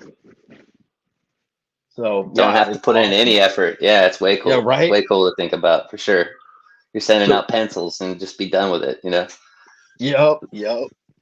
So Tyler, I have a question, but first, dude, this has been fucking awesome.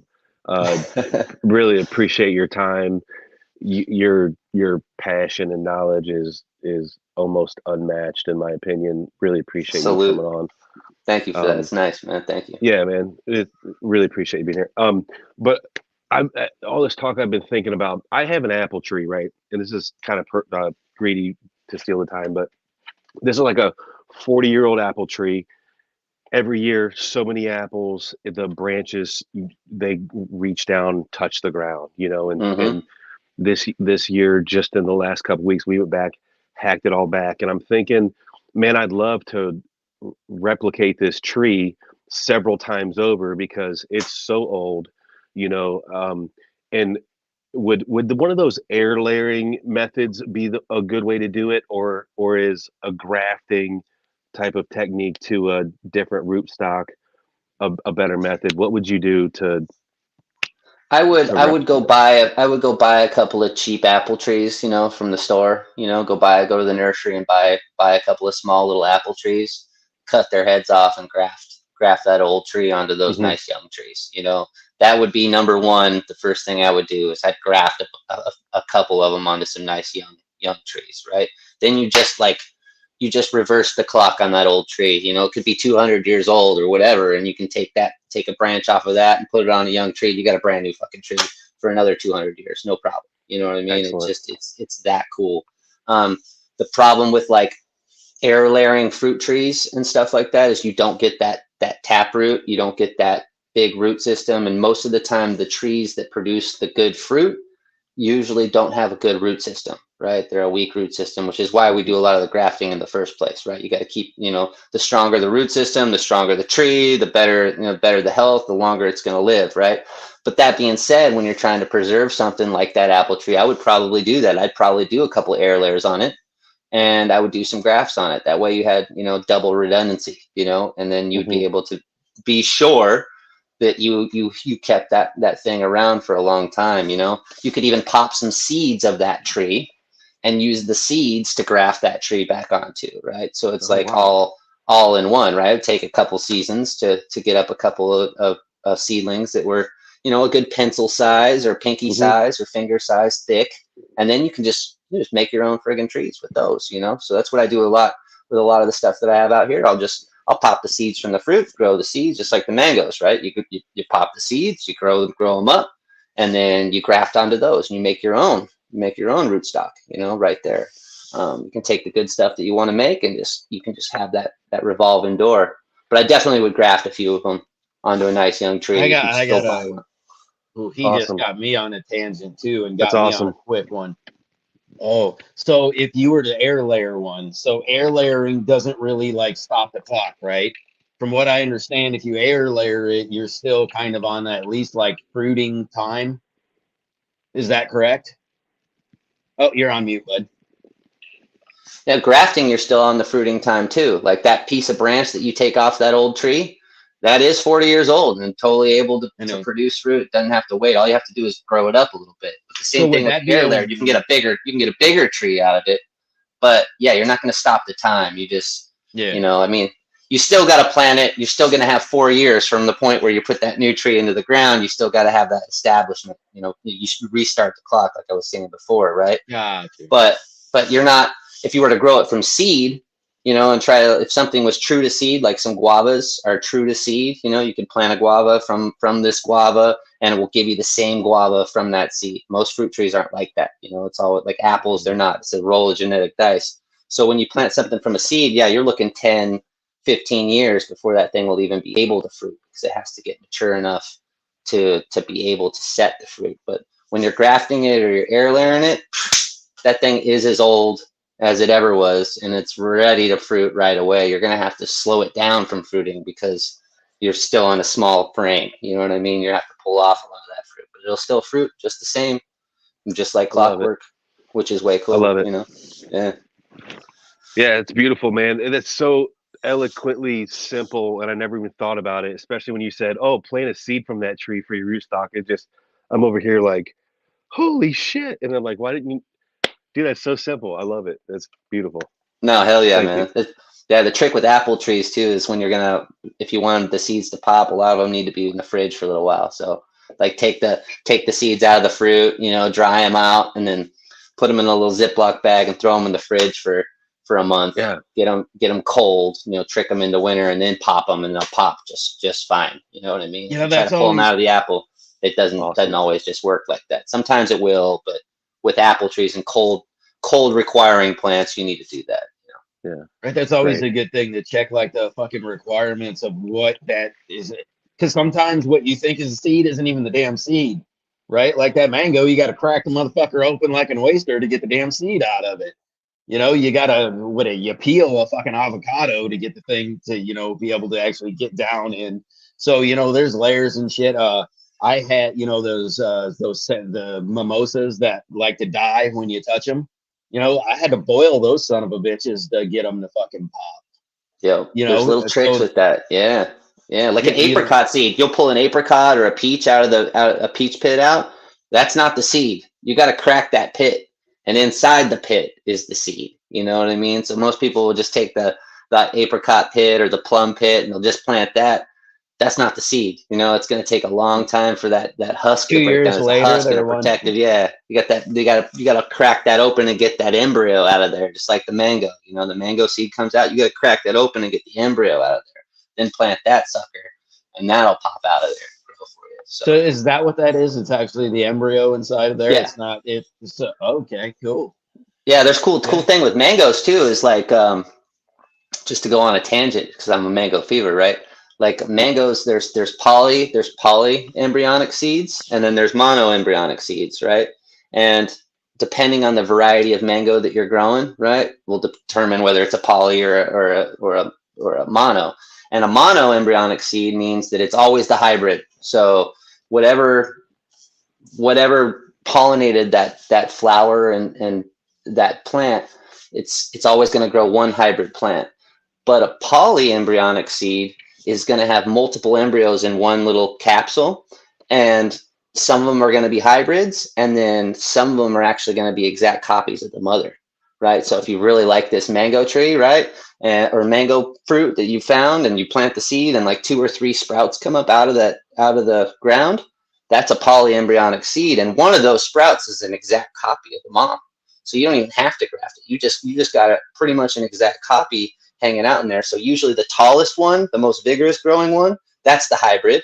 And usually the 2 that are a little bit more slow to grow are your copies. Or maybe there's one that's a runt, and then that one's also the hybrid. So you get rid of the runt and you get rid of the biggest, most vigorous one, and then that 1 or 2 that's like, you know, kind of slower growing or medium sized grower, those are usually your copies. And then you can get the same fruit from that you just ate in seed form, when sometimes you got a monoembryonic one that's always a hybrid. You never know what you're going to get, like an apple or an avocado and stuff like that. So then there's like this whole other layer of things to like learn about and know about when you're popping the seeds of stuff, you know. But mangoes are cool like that. So you can actually find copies of the mom in the seeds if it's a poly, you know, which is really neat, you know. Do polyembryonic beget polyembryonic mangoes? like if you had if you had a poly, like say you had the poly, right, and you had a copy, the next mango, are they all gonna be polys too, or is it a mix, like, you know? No, yeah, they'll be polys too. Yeah, once a poly, always a poly, you know, and once a mono, always a mono. So different varieties are like, okay, this variety is always a mono, you know what I mean? And then this variety is always a poly, you know. So you can always, you know, you can always kind of continue that down the line, find the same ones and know. But the easiest way to know if you don't know is when you plant the mango seed. If multiple stalks come up, you know you got a poly. And if only one stalk comes up, chances are it was a mono embryonic one, right? Which is a hybrid. That's a new variety. It might be good, it might not be good, you know, and that's the roll of the dice. That's wild. Hey, we're all pheno hunters around here. We all. That's right. That's a beautiful thing. That's right. Yeah. You know, people say that it takes 10 that, like you plant an avocado seed, like it takes 10,000 or 100,000 before you find anything good. That's bullshit. You know, you can plant an avocado seed and find something good right away.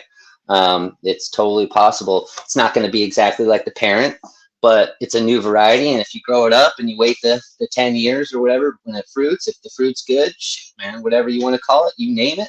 That's a new variety. That's how we got all of our varieties. You know, Haas and Surprise and Fuerte and Nabal and, you know, Charwool. They all were chance seedlings at one point. You know, that somebody saw value in. You know, so pop seeds, man. I mean, don't let anybody discourage you and say it's not going to be any good, because that's, you know, it could be good. You got good chances. Fuck yeah, man. With everything. Love it. Pop them all. Pop them all. That's right. Shit, that's like. I wanted to ask you something. I know that you got a website too, and you mentioned figs. Do you have like cuttings or anything like that? That you know, stuff that you recommended? Okay, cool. So where? Yeah. Where so you can get. What is it? Yeah, well, I mean, you go to Orchard Fever. You know, orchardfever.com.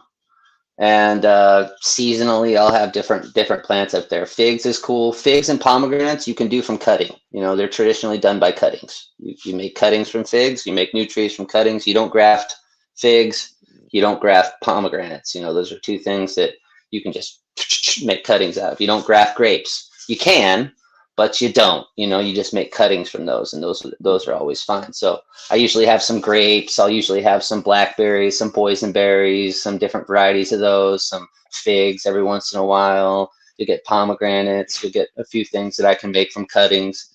And then you'll have some stuff that I do grafting on, seasonally. I'm going to start this early summer. There'll be a lot of stuff that'll be up, for, the fruit tree wise. You'll have figs and stuff back up. And this is all stuff that you've like picked out, and you're like, all right, this is my jam. Like, yeah, this is all stuff from my land. You know what I mean, and or places that have,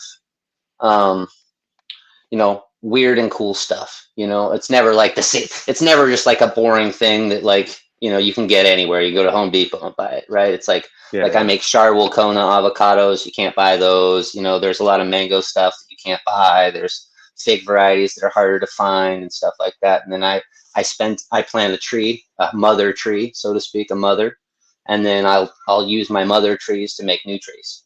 And that's what I like to do. And I have a little nursery propagation zone where I'm always making new plants. And then, for my business and stuff, my fruit tree world business and stuff, that's people want certain trees. Boom, I already have it. I already made them. I don't have to buy them. I usually just pull the stock from my stock. There's some stuff that I don't make and I don't do, but I can usually pull about half of what I need out in the world for new orchards and new stuff from the stuff that I make, which is kind of neat. Just takes time. Takes time with trees. It takes actually really awesome. I was actually just me and the wife were talking because we want to get a grapevine set up, and I was just thinking about where to lay it out and what to do, and we were just discussing about getting grapes from somewhere. So I'm gonna have to be getting a hold of you. Heck yeah. The cool thing about once you get a grape or you get a blackberry or a boysenberry or a vining plant of some sort, an easy way to just like make a new plant out of that is just lay it in the ground and bury part of it in the ground, and then you can just kind of ground layer it, and it'll shoot roots wherever you buried it, and then you can cut that free and you have your new little plant just like that instead of even making the cutting. But you can make cuttings, you can do all kinds of stuff, but you can use it to mother your new plants as well, which is kind of neat with grapes. You just bury part of the vine in the ground, and then you got a whole new plant here, but in a couple months, which is neat. Buy it once and then never buy it again. You know what I mean? Give them to all your neighbors and shit for Christmas. Yeah, that's exactly awesome. And right, starting a new vine or rebacking to get more productivity to just drop your volume down, have it come up, and then just reback it back over to itself, and keep it contained but growing more. And more. Or cut it off and plant it somewhere else on a different fence. That way you have it on a different fence, or a different place. You keep that same one. I got some cool grapes like these. They're called lady finger grapes, and they're long fingers, which is way cool. I don't know if you guys ever seen those. They're kind of hard to find, but there's some lady finger grapes that I'm always making cuttings of, and those are up on the site and stuff here and there and different things like that. So yeah, definitely check it out, orchardfever.com. When there's always random seasonal stuff. There's seeds of all kinds of stuff and random things like that, that I try to get going. Yeah, it's funny if you have those type of plants that propagate themselves, basically. Even if you don't know what's going on, you learn real quick. That is true.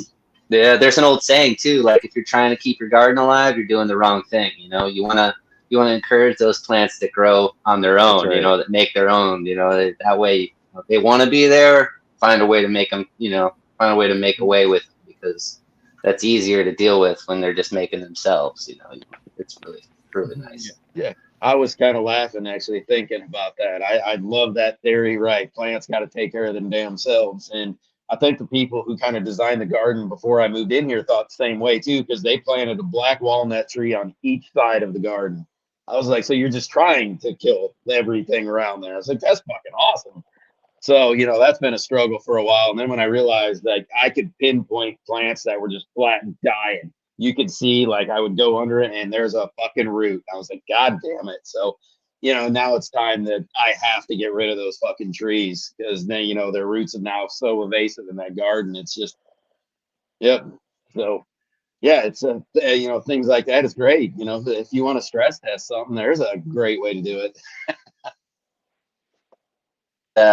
Like I have these old heirloom boysenberries and these raspberries that I planted a long time ago, and every year I've got friggin' root runners that just shoot up everywhere. You can't stop them, you know. And those are just new plants, you know. And those get dug up and potted up and sold, you know, later on. Which is like, and it's just like it just does it itself, you know. It's a killer variety. It protects itself. You don't have to do a damn thing but dig it up and put it in a pot, you know. That's the best way. I got some raspberry canes from my grandma's sister, and she's been on her property probably, well, she's 80 something years old, and it was in her family before that. So those canes are probably from sometime around then, at least fucking the Depression era. You know what I mean? So back that's radical. 20s, 30s. Yeah. Yeah, I went last year and asked her. I said, "Hey, I just before you know, we're not available to me. Do you mind if I take some?" I was able to fill a cooler full, and then I went to another farm down the road, the Dubos farm, where they do. They've have multiple generations farm, and I grabbed some canes from them as well. So the raspberries I got in my backyard are not new in any sense. So pretty sweet. Like you're saying, the like the runners or whatever that pop up. Yep. It comes up like way far away and like through netting and shit. Like okay. Heck yeah. No, those are new plants, man. Ready to go. Moving them. You kill which ones you don't need. You take the other ones and share them with somebody else. And that's the cool thing with those types of plants, you know. Easy to like create your patch. Yep. That way. Like it's constantly trying to grow so you can fill in and move some stuff around, and, like that. 100%. Yeah, that's the bomb. That's super cool to know that you could dig them up and move them. Like I have a monster blackberry that I thought that was, in raspberries. I thought that was, I'm not afraid to sound stupid. I thought that was, berries that got smashed in or something, and it was growing up from it. So that's sweet. Yeah, I'm going to go shovel stomp those and move them. Heck yeah. No, most of the time it's not. Most of the time it's just from the rootstock. Yeah, the roots run and then they pop up new ones. Roots run, they pop up new ones, They can be grown from seed, but they're a lot harder to do that, and they're 99% of the time they're just root runners that you can just pop right up. Right on. That's cool. You can't do that with a grafted tree because, you're pulling rootstock up and, stuff like that. But things that aren't grafted, like blackberries and caneberries and grapes, fuck yeah, those are brand new plants, dude. Figs, brand new plants. The stuff that comes up on it is brand new plants. So it's pretty cool. That's cool. Yeah. So let's get. How can everybody get a hold of you? I mean, between all your links, everything, tell everybody how they can get a hold of you. Oh, mute. You got the Instagram, which is Family Tree Seeds, at Family Tree Seeds. It's the only one. There's no spaces. There's no extra letters. You gotta be careful. There's some fake stuff out there. Friggin' scammers suck. But just regular old Family Tree Seeds. They'll say Home of the Pam there. You'll see me. The Orchard Fever, orchardfever.com. That's cool. You can always send me messages through there too. I like that a lot when. Instagram kind of sucks. People want to send messages and do things through Instagram, and it's it can get a little funky sometimes. So if you just go to the website, you can send me messages right through there. I control all that, and we can talk and chat through there all day long. And then I got a YouTube channel. I got to get back working on it, but it's been around a long time, and it's Mr. Trees. So you just look for YouTube, go to channels, Mr. Trees, boom, you'll see me. You'll see my face up there, and check out some fruit tree stuff. But yeah, the Instagram is a good place. I got a new social club that I started just to start, just as a backup. It's at Family Tree Seeds too. So but Instagram and my website, those are two good places. I'll never miss a message at either one of those. So you can always link up there. But getting ready to do a drop too with some cool seeds, some of all the new SFV Fems and stuff. All those different hybrids and stuff are going to be going up in the next week or two. So they'll be hitting, they'll be up at Daga, and Regenerative Seed Co. And they'll be up on my website too. A bunch of them will be up there too. So there'll be some new funky fire coming out very soon. So be checking on that for sure. Hell yeah. Yeah, for sure. That is Man. good to hear. Thanks for putting out the fire, dude. Putting out the knowledge. Again, the passion and knowledge is awesome. This has been super enjoyable for me, and I know the chat out there has got a lot of good growers and passionate people too. This has been a great night. Nice. No, Thank I you, love man. talking plants, man. I'll talk plants anytime, man. So thank you guys for inviting me. I appreciate hanging out. You know what I mean? I work a lot. I don't get a chance to hang out with the homies as much as I want. So meeting new cats and chilling is always cool, man. Well, I can definitely tell you that you will always be welcome back. You ever got some projects that you are ready to kick off and you need to talk about? We are more than happy to talk about those with you. So hell yeah.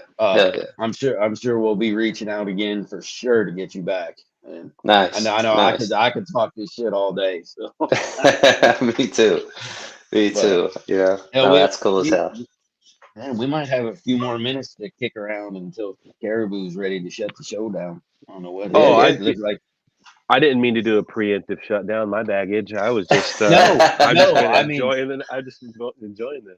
I was like rolling into that shit too, and then I was like, fuck. Well, Cariboo's not even here to say bye. I should probably stop this. Like, let's keep fucking going. let the man whose fucking name is on the show say goodbye. I mean, shit. Yeah. No, that's cool. It comes back and everyone's gone. Oh, there he is. Yeah. We shut it down on him. Fuck that guy. Waiting for my kid to get picked up down the hallway there, and I can hear you guys fucking yakking there. Like, shit, I better come back running. You about ready to shut her down then? Oh, yeah, I think we got all the good stuff out of the way and all the great stuff, and we're gonna talk to him again someday. So I'd love to get you back again. This is a great time. This is no, that's cool, man. I love talking, man. Trees is fucking like cannabis is the overreaching theme surrounding this show. We are all here because of that. But when you get to step outside and learn about other gardening stuff, that's like the really cool stuff to me. No, it's important. It's like a gateway, man. You start, when I was a kid, you grow weed, you're all excited, you want to grow plants, and all of a sudden, man, you start thinking about growing other plants. You start learning about it. It really is. It opens you up to looking at the other most important things in the world. We wouldn't be here without plants, man. I mean, they could live just fine without us, but we could not live without them. You know what I mean? So paying a little respect to all the plants and all the stuff that does it every day, man. It's important to open up the minds, man, for sure. Fuck yeah. Well said, man. Well fucking said. All right. Well, I guess everyone in the live chat, thanks for hanging out with us. Great show. Tyler, thanks again, man. This is great. A lot of fun. Oh, my pleasure, man. Thank you, guys. For sending you the wrong link before the show. Yeah, I've never been on Discord or any of that shit. I was like, I don't know how to do this, but I'll try. What I'll do is I'll put the invite link for this in the Discord so people can get to it, and then in the live chat I'll pin the Discord link so people can join the Discord, and I sent you that after I did the Discord thing, I guess. All good. We made it, dude. We got it. So sorry for being a little late. I guess we'll bless your souls, a little rock and roll, and we'll get out of here. Everyone have a great night. Salute.